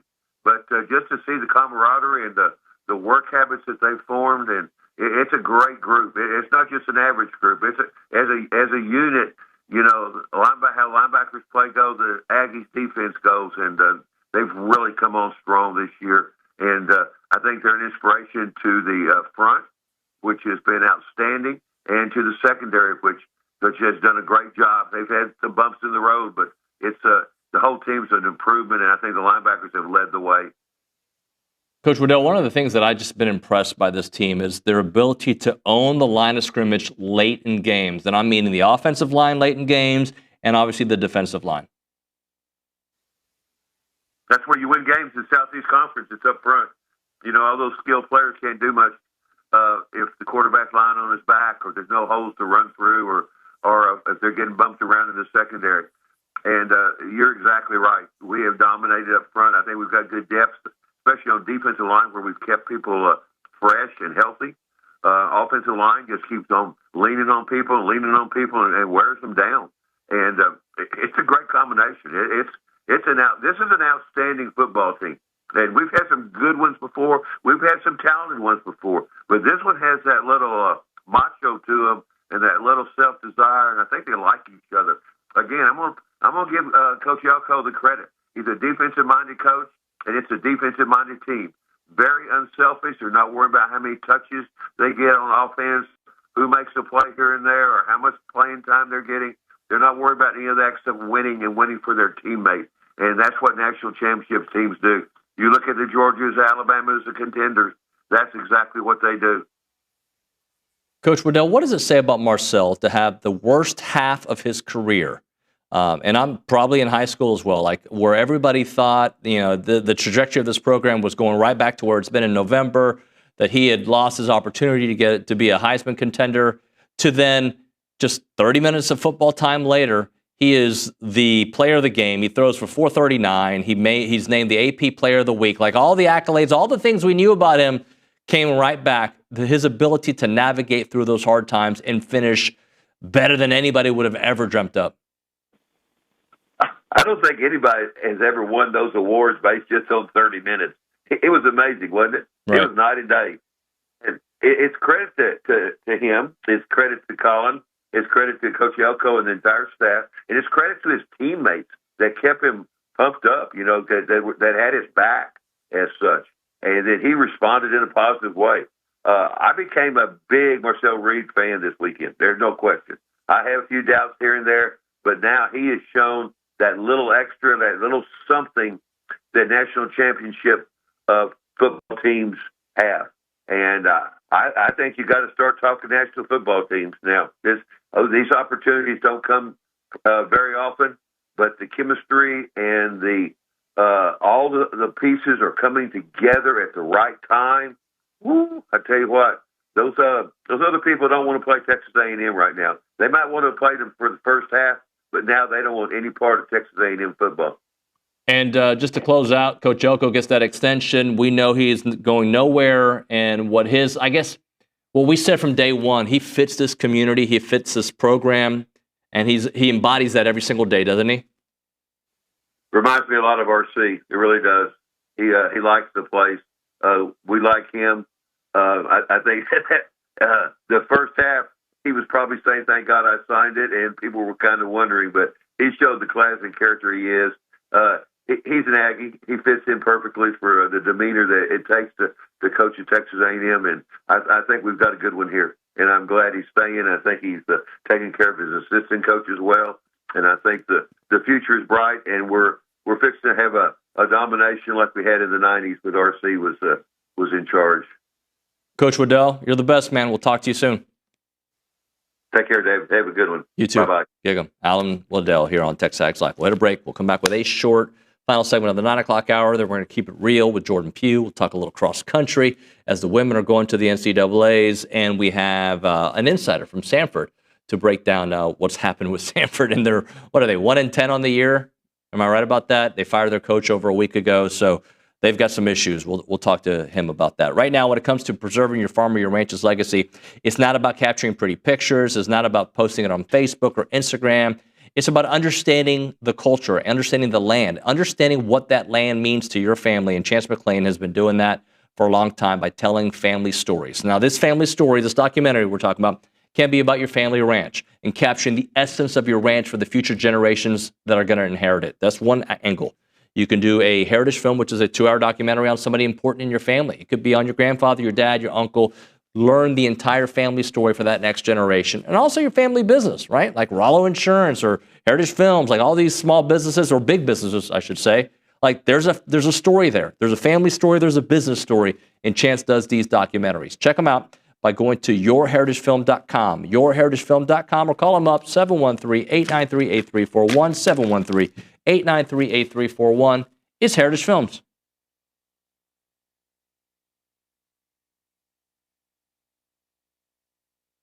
Hey friends, David Nuño here for Prize Picks. They're back on TexAgs, prizepicks.com/TexAgs. Use the code TexAgs to get $50 once you play in $5 lineups. And Prize Picks is the best place to win cash while watching sports. Football season's here, basketball coming up, baseball, you name it. You go to prizepicks.com/TexAgs and start having some fun watching sports, making some money on there. And you can play Prize Picks in over 40 states, including California and Texas. Remember, they'll give you $50 in lineups once you play $5 lineups on Prize Picks. And they have the new thing. It's called It's Good to Be Right campaign, and they're kicking off the upcoming NFL season with their bold new campaign, It's Good to Be Right. The seasonal long push celebrates the thrills of getting it right, from the perfect prediction to winning your Prize Picks lineups. Prize Picks, it's good to be right.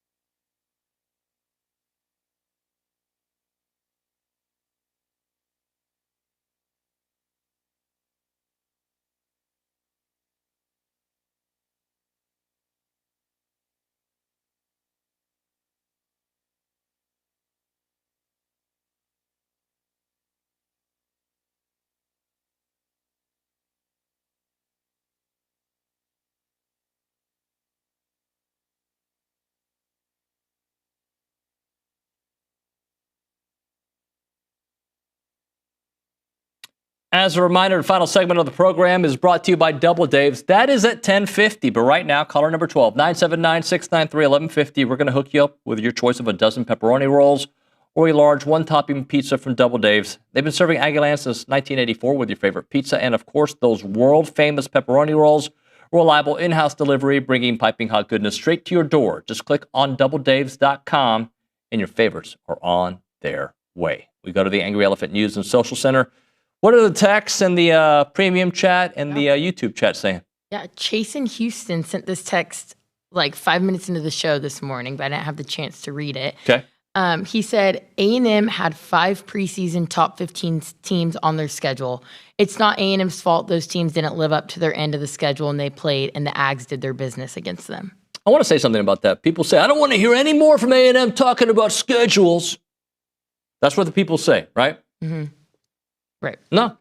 How about no? How about I'll do whatever the hell I want? I mean, look, we have been pretty honest that A&M, and Billy even before the season said, hey, A&M kind of got a good schedule here. But I am sorry. This was before the season, before we knew that LSU was going to have some issues and fire Brian Kelly, right? And some of the other issues. But I am sorry that A&M had to go to freaking Baton Rouge, South Bend, and we're going to have to go to Austin to finish the season and go to Missouri, who was a top 15 team at the time. I'm sorry that that's not up to your liking. So sorry. And I'm so sorry that we brought up an actual fact that Texas and Oklahoma, when Oklahoma had a brutal schedule, moving into the SEC, didn't have to go through the same SEC we had to. It's evolved. So right now, A&M taking, to me is not that A&M is beating bad teams, X, Y, or Z, however you want to phrase it. It's the fact that they're pummeling teams and also finding ways to score 30 like that. And like that, we'll hit a break. It's TexAgs Live.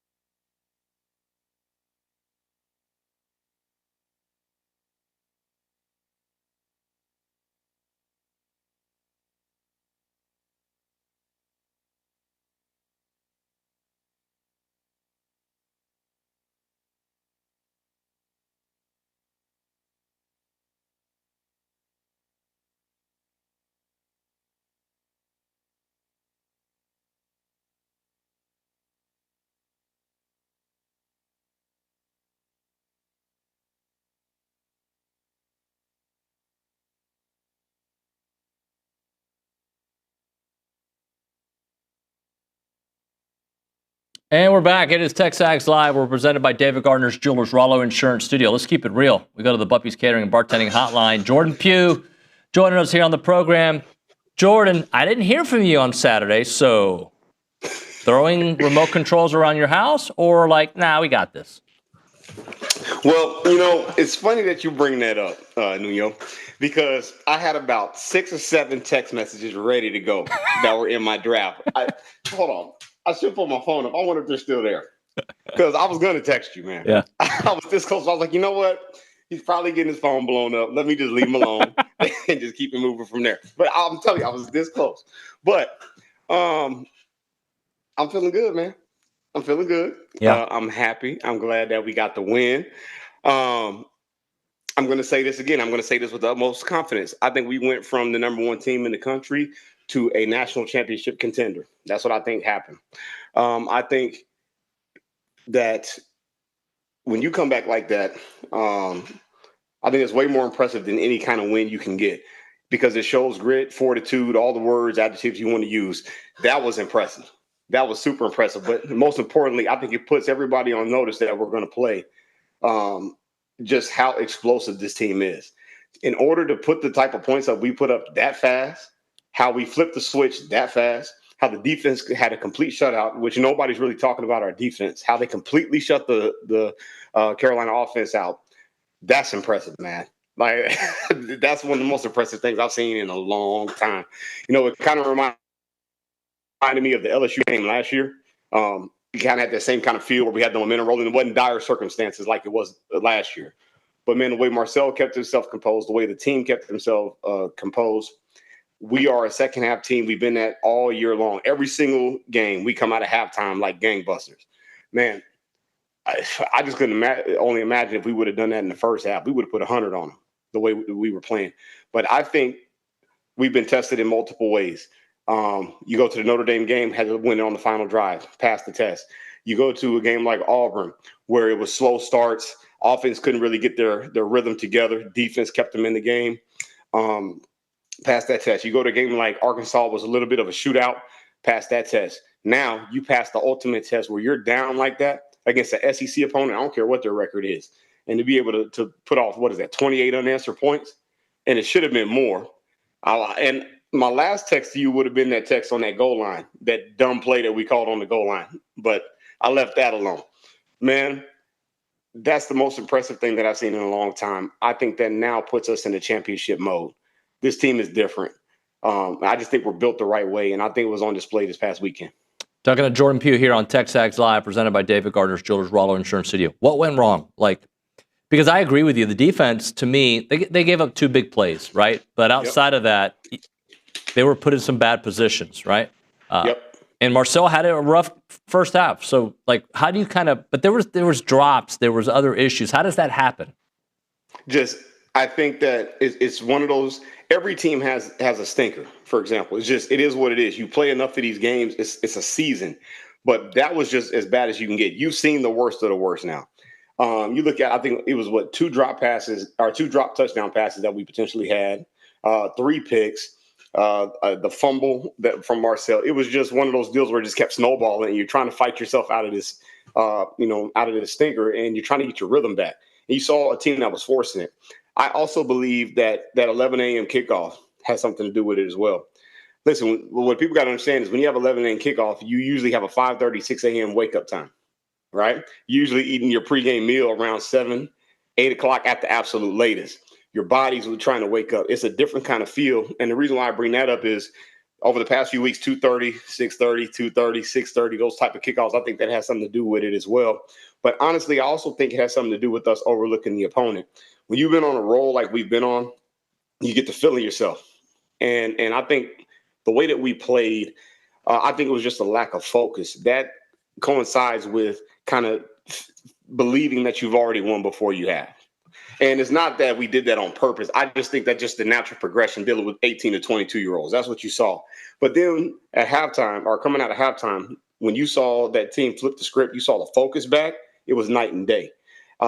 You saw what the team is fully capable of. That's what was impressive. But what went wrong, I think, was just a lack of focus. A lot of the things that you saw It was uncommon. It wasn't who we are.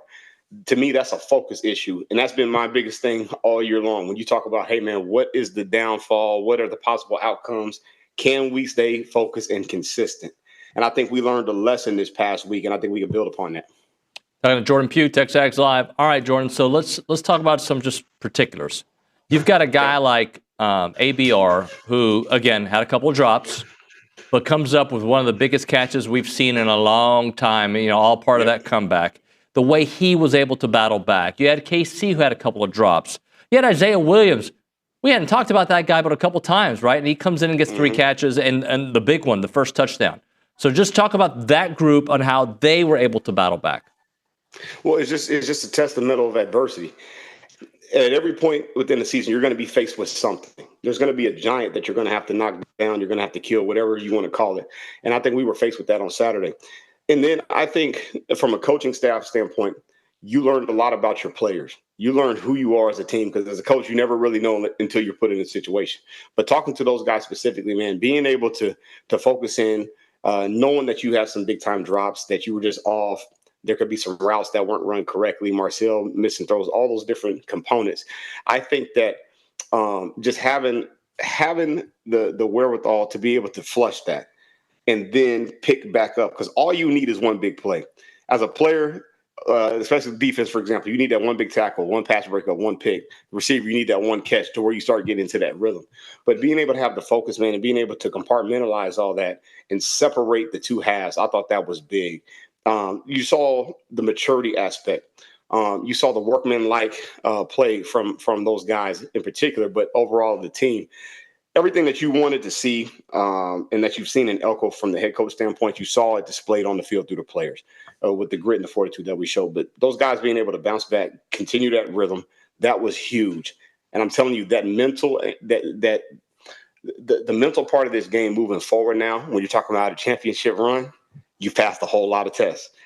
This is exciting. If I'm a coach, man, I'm excited about my team because I know what my team is built of now. A little concern with the offensive line, maybe in the first half. I mean, they made their adjustments, but it seemed like it was very hard to run the ball. Yeah, because it's like I said last week when we talked, they have first rounders on that defensive line. The people got lost and they got stuck on the record of what they are. That still doesn't take away the caliber of player that they have. South Carolina has dudes along that front seven, and that was on display, especially in the first half. But once again, it was the adjustments at halftime. It was. I love the tempo and the pace that they picked up with when they went no huddle. I love the urgency that they play with. It stifled the defensive line in the second half because it didn't allow them to do what they do best, but it allowed our offense to get into a rhythm. But sometimes, man, when you just have days like that where it's just not clicking for whatever reason, it just doesn't click. For example, everybody saw Alabama and Florida State to kick off. It was just one of those days where it's not.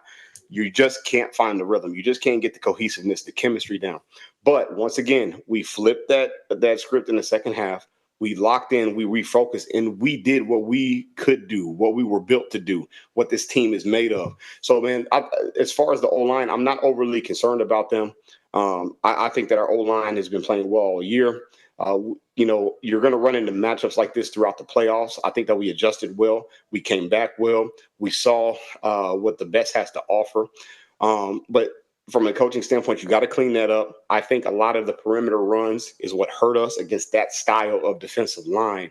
And you notice in the second half, we got a little bit more vertical in our run game, more downhill, more in between the center and guard on type of ISO runs inside zone. So I think the adjustment that Klein made with that run game in the second half was key because it allowed our offense to be able to do what they needed to do and put our guys in best position to be successful against that D-line.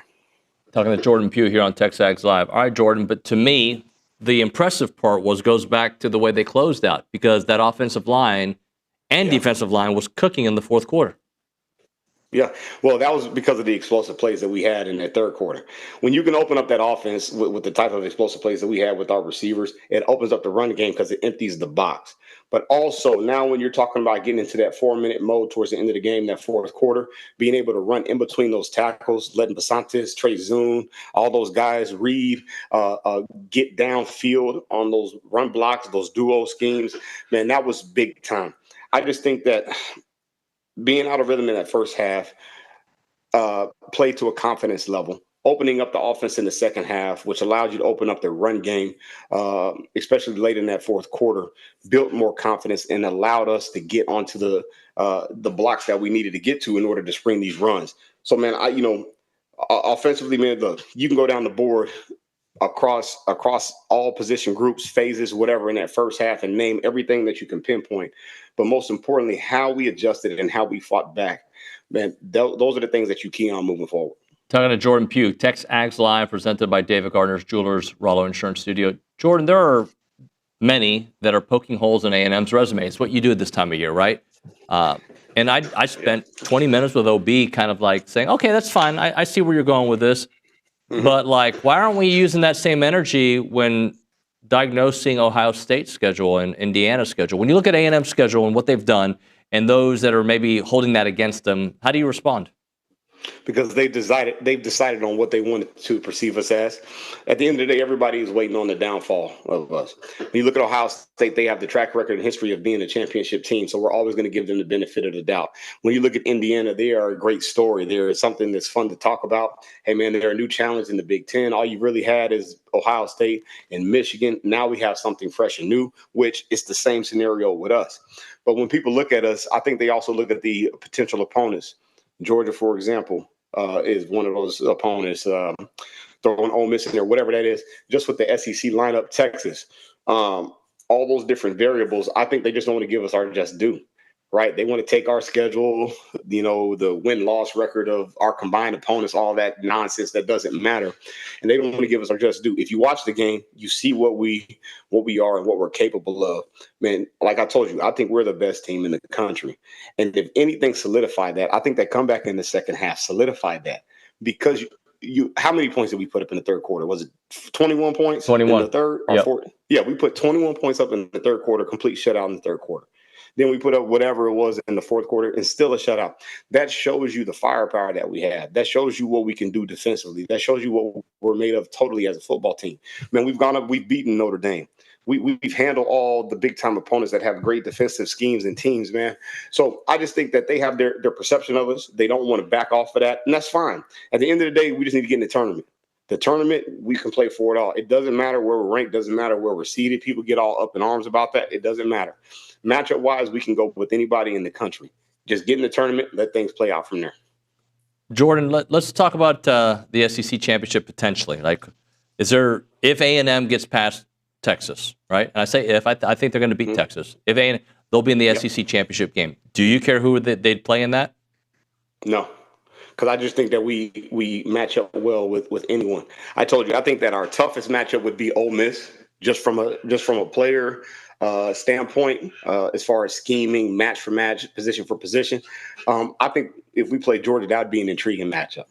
I think that Georgia would give us a game just because they're a tough football team, man. You know what they're about.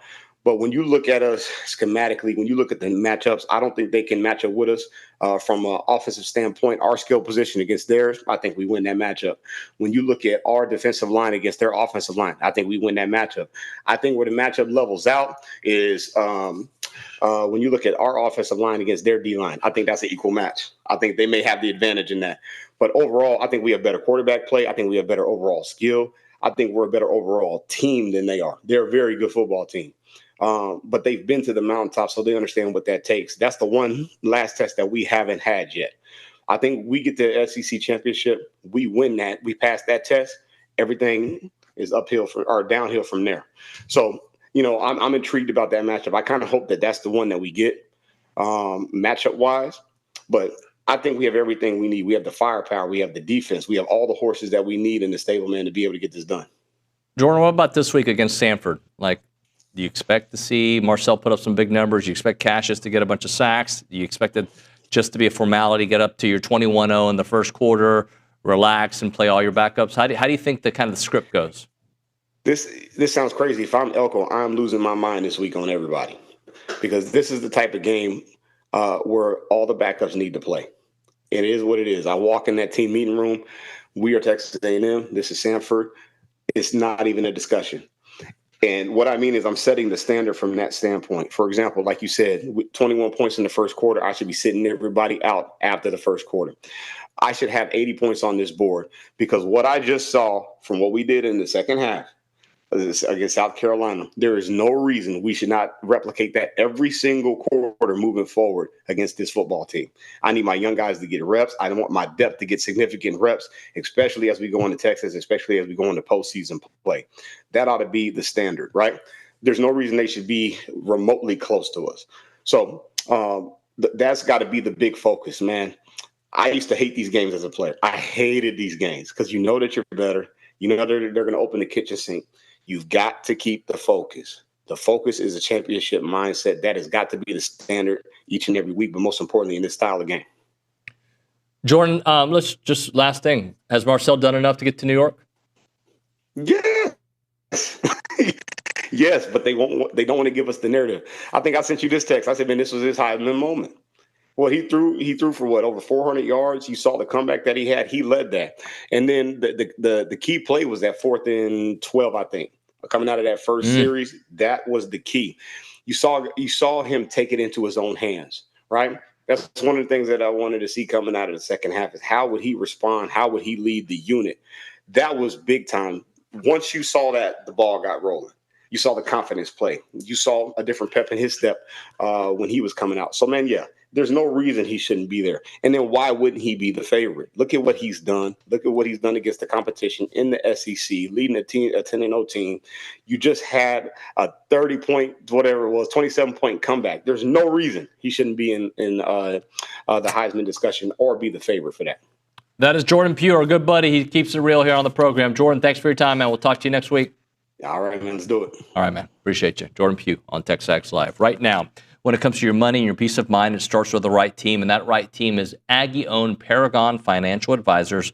They're an independent fiduciary serving clients all across Texas with no commissions, no sales pitches, just trusted advice tailored to you. They have a team of 18 professionals, including 9 CFPs, a CFA, and a CPA, and their expertise runs deep at Paragon because credentials matter, and so does your future. Visit paragon-adv.com or call them up 979-693-3907 to schedule your free consultation today. Paragon Financial Advisors, integrity, expertise, and trust. Paragon Financial Advisors.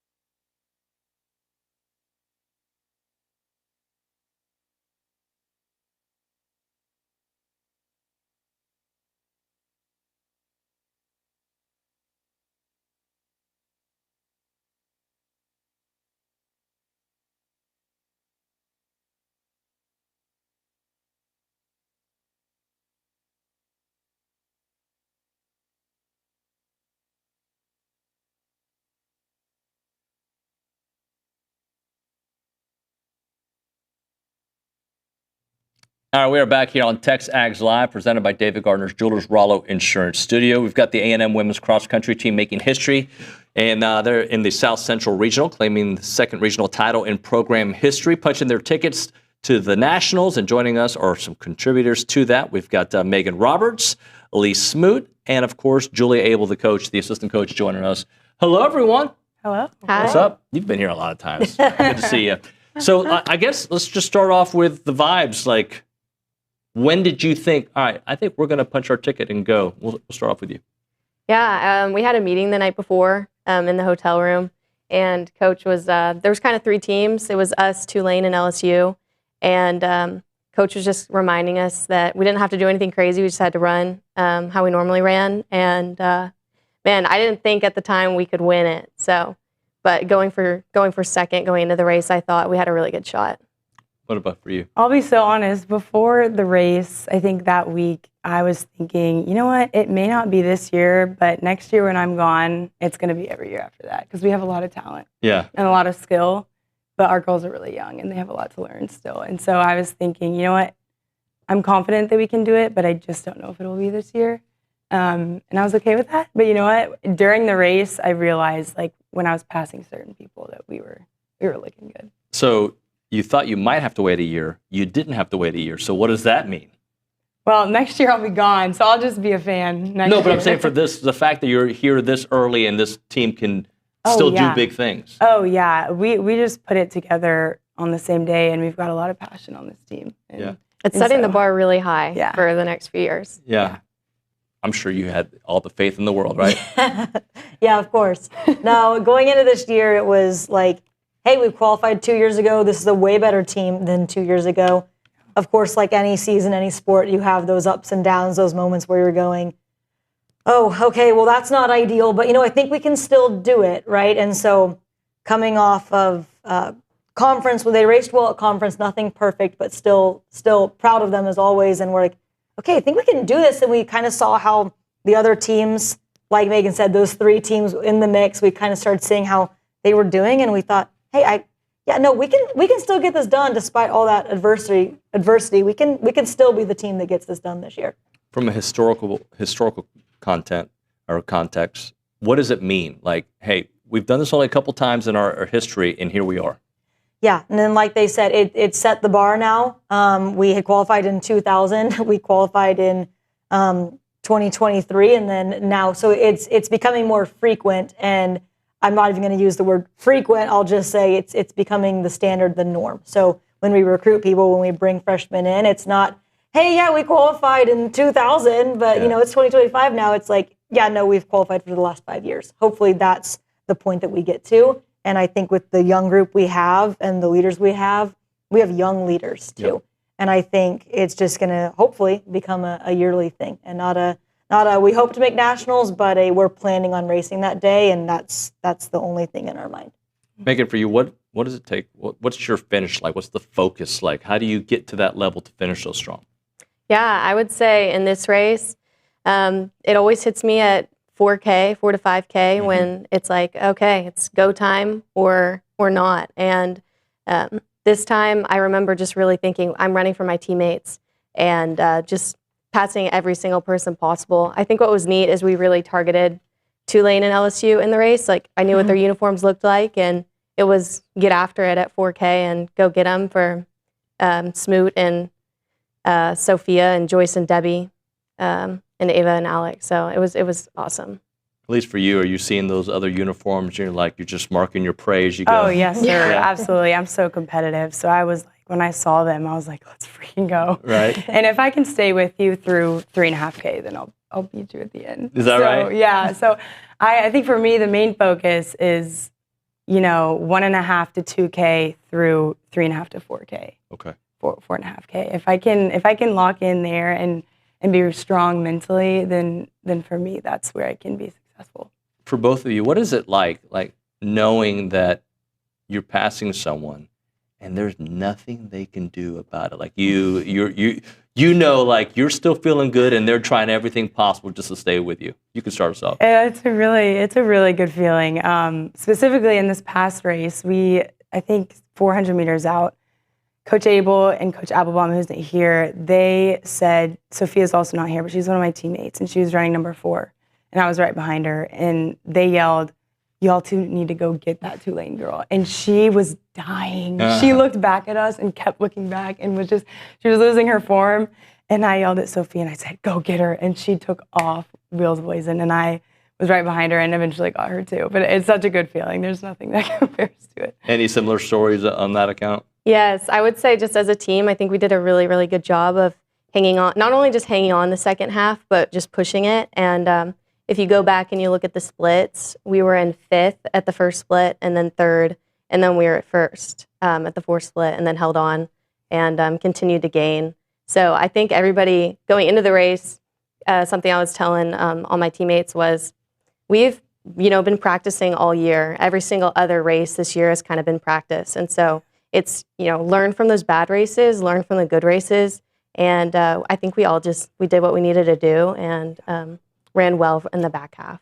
Was that part of the formula? Like just, here's where we need to be, but this is where we need to finish. Yeah, I mean, nobody cares where you are in the first split, right? Like you don't get to go to nationals based on how you run that first mile. And we saw a lot of teams try to qualify for nationals in that first mile, and it did not work for them. And our group, the way we train, the way we do everything is very strength-based. It's finishing well, it's moving up in the second half. And we talked to them about, like Elise keeps talking about around 3K, and we keep telling them for the women's 6K, there's not going to be much changing after the 3K. So you do have to get in a good position early on, but some teams, I'm standing right at the mile, and I see certain teams' entire group 1 through 7 at the front ahead of our girls. And I'm going, your 1 through 7 is not better than our number 1. I know for sure. There's no team in this region that has all 7 better than our 1. And that's how they kind of went out the first mile. There was a few teams that did that. And that's kind of what they did 2 years ago too. And those teams didn't qualify when they did that.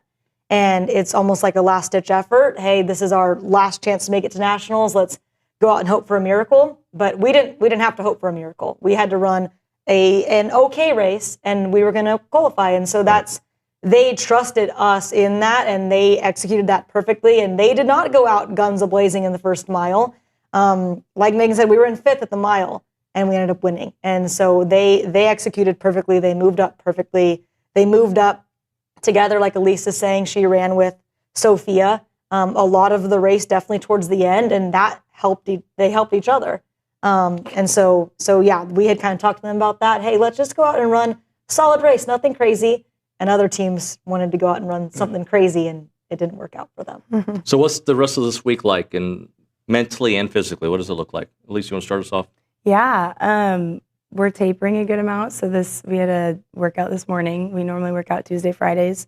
And this workout was probably 3/4 of our normal volume for workout. And we're just doing what we need to do, like if tomorrow I feel a little crummy, then I'll go really slow and I'll maybe cut off a mile if I need to.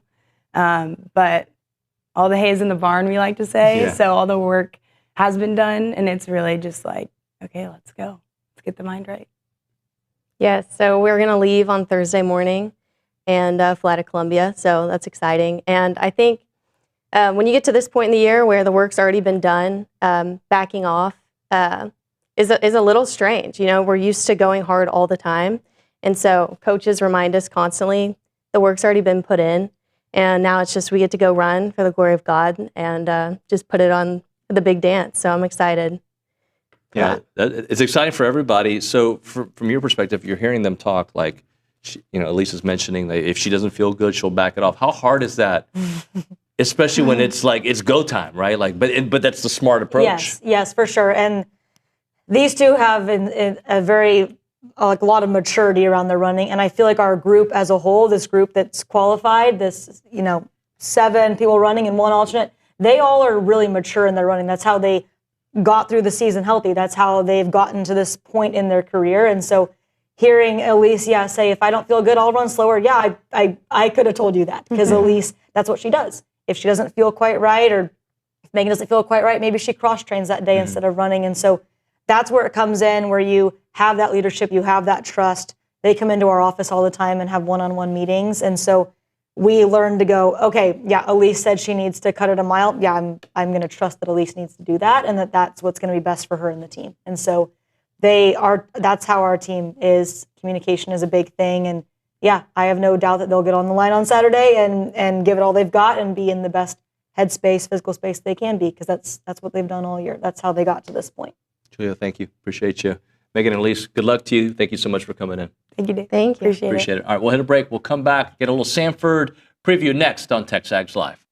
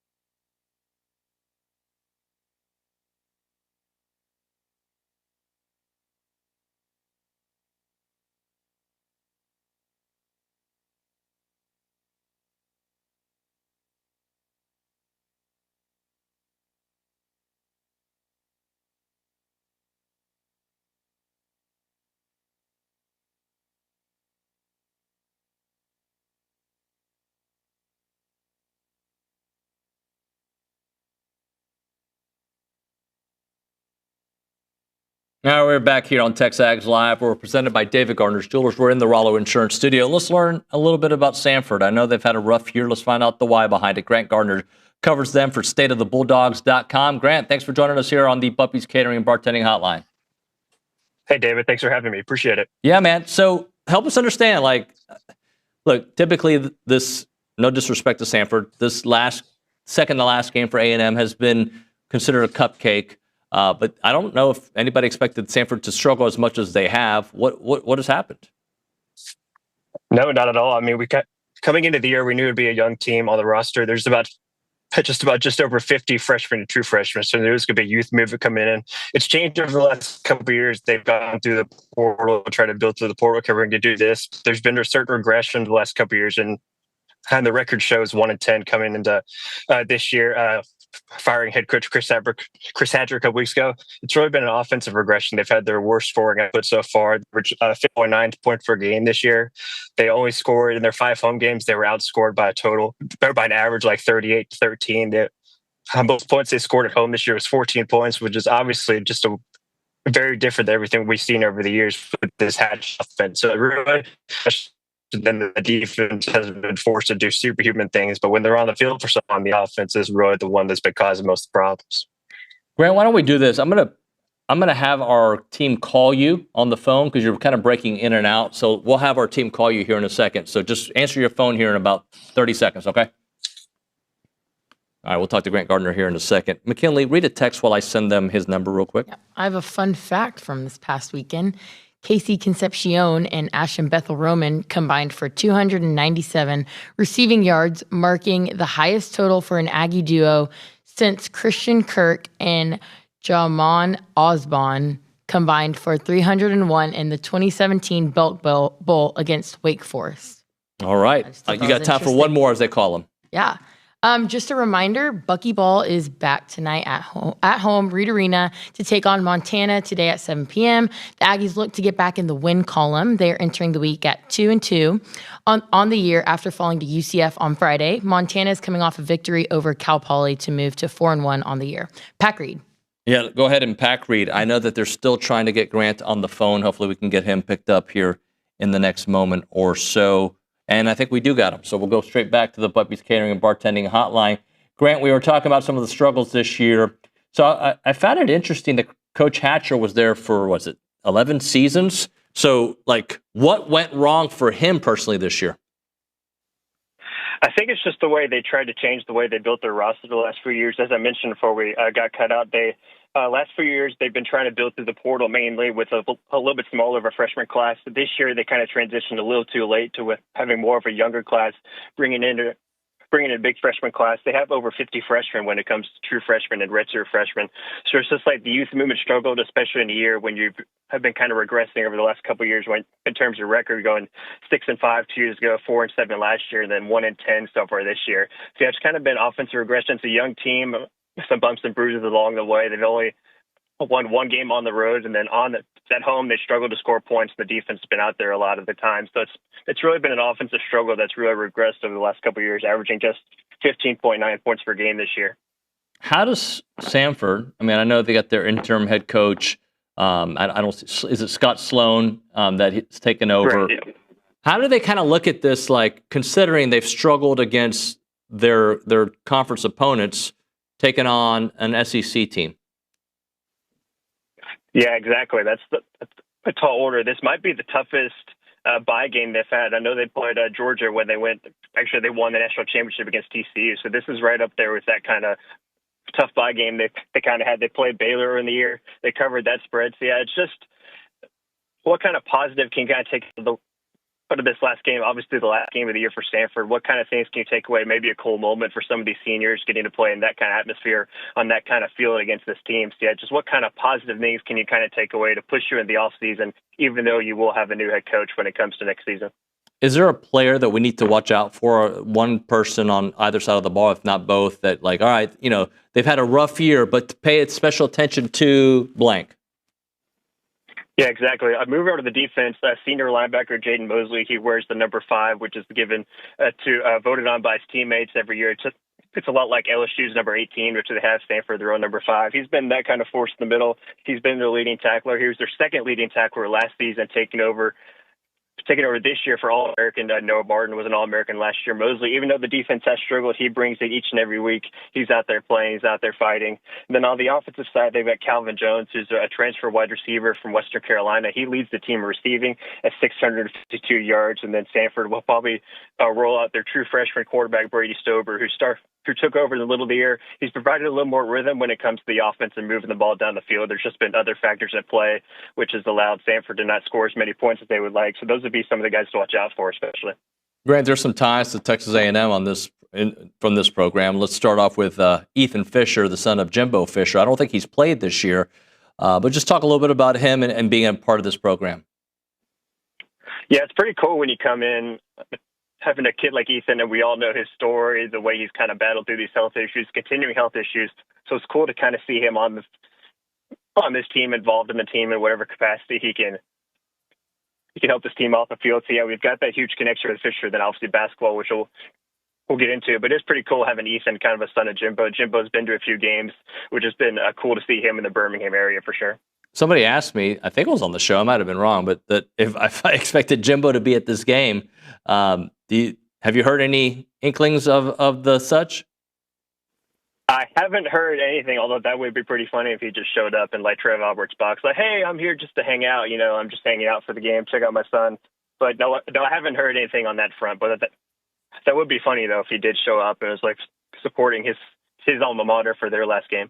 And then just buckyball. Like you got to see Bucky McMillan up close. A little bit of a rough start for them so far. That was kind of expected. Maybe not this past game, but just overall, your thoughts on Bucky?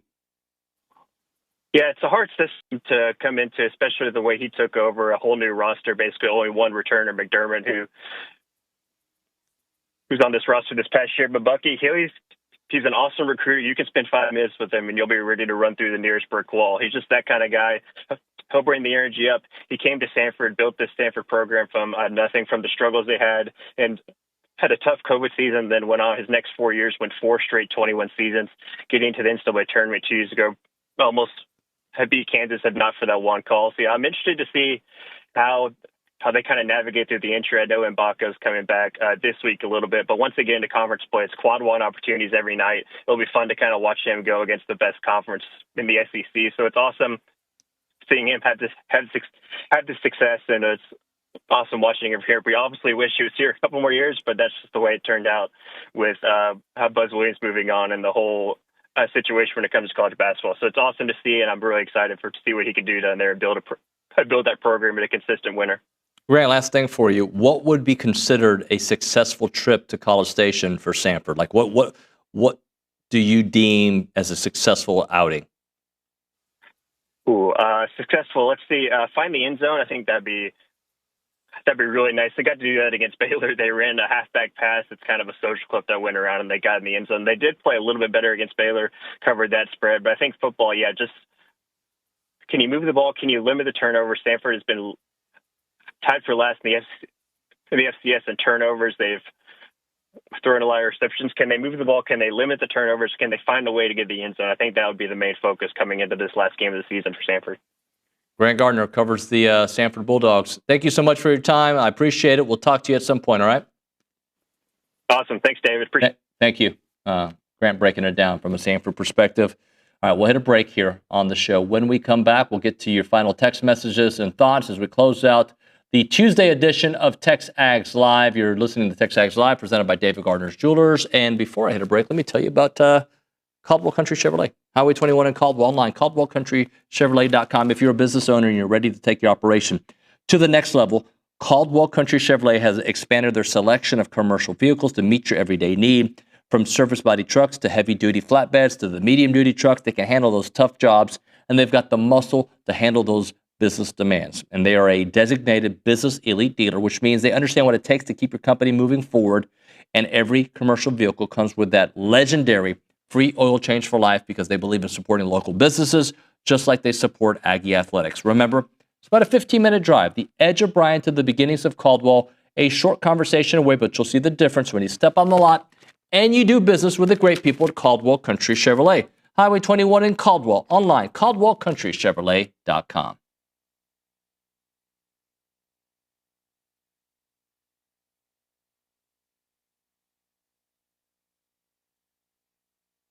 I wish I had Olin here for it because he loves energy drinks. Catalyst Citrus Spark. This is one of the new flavors out there. Whether you're grinding through workouts, cramming for a test, or closing in on a deal or getting ready for TexAgs Live, you never know, right?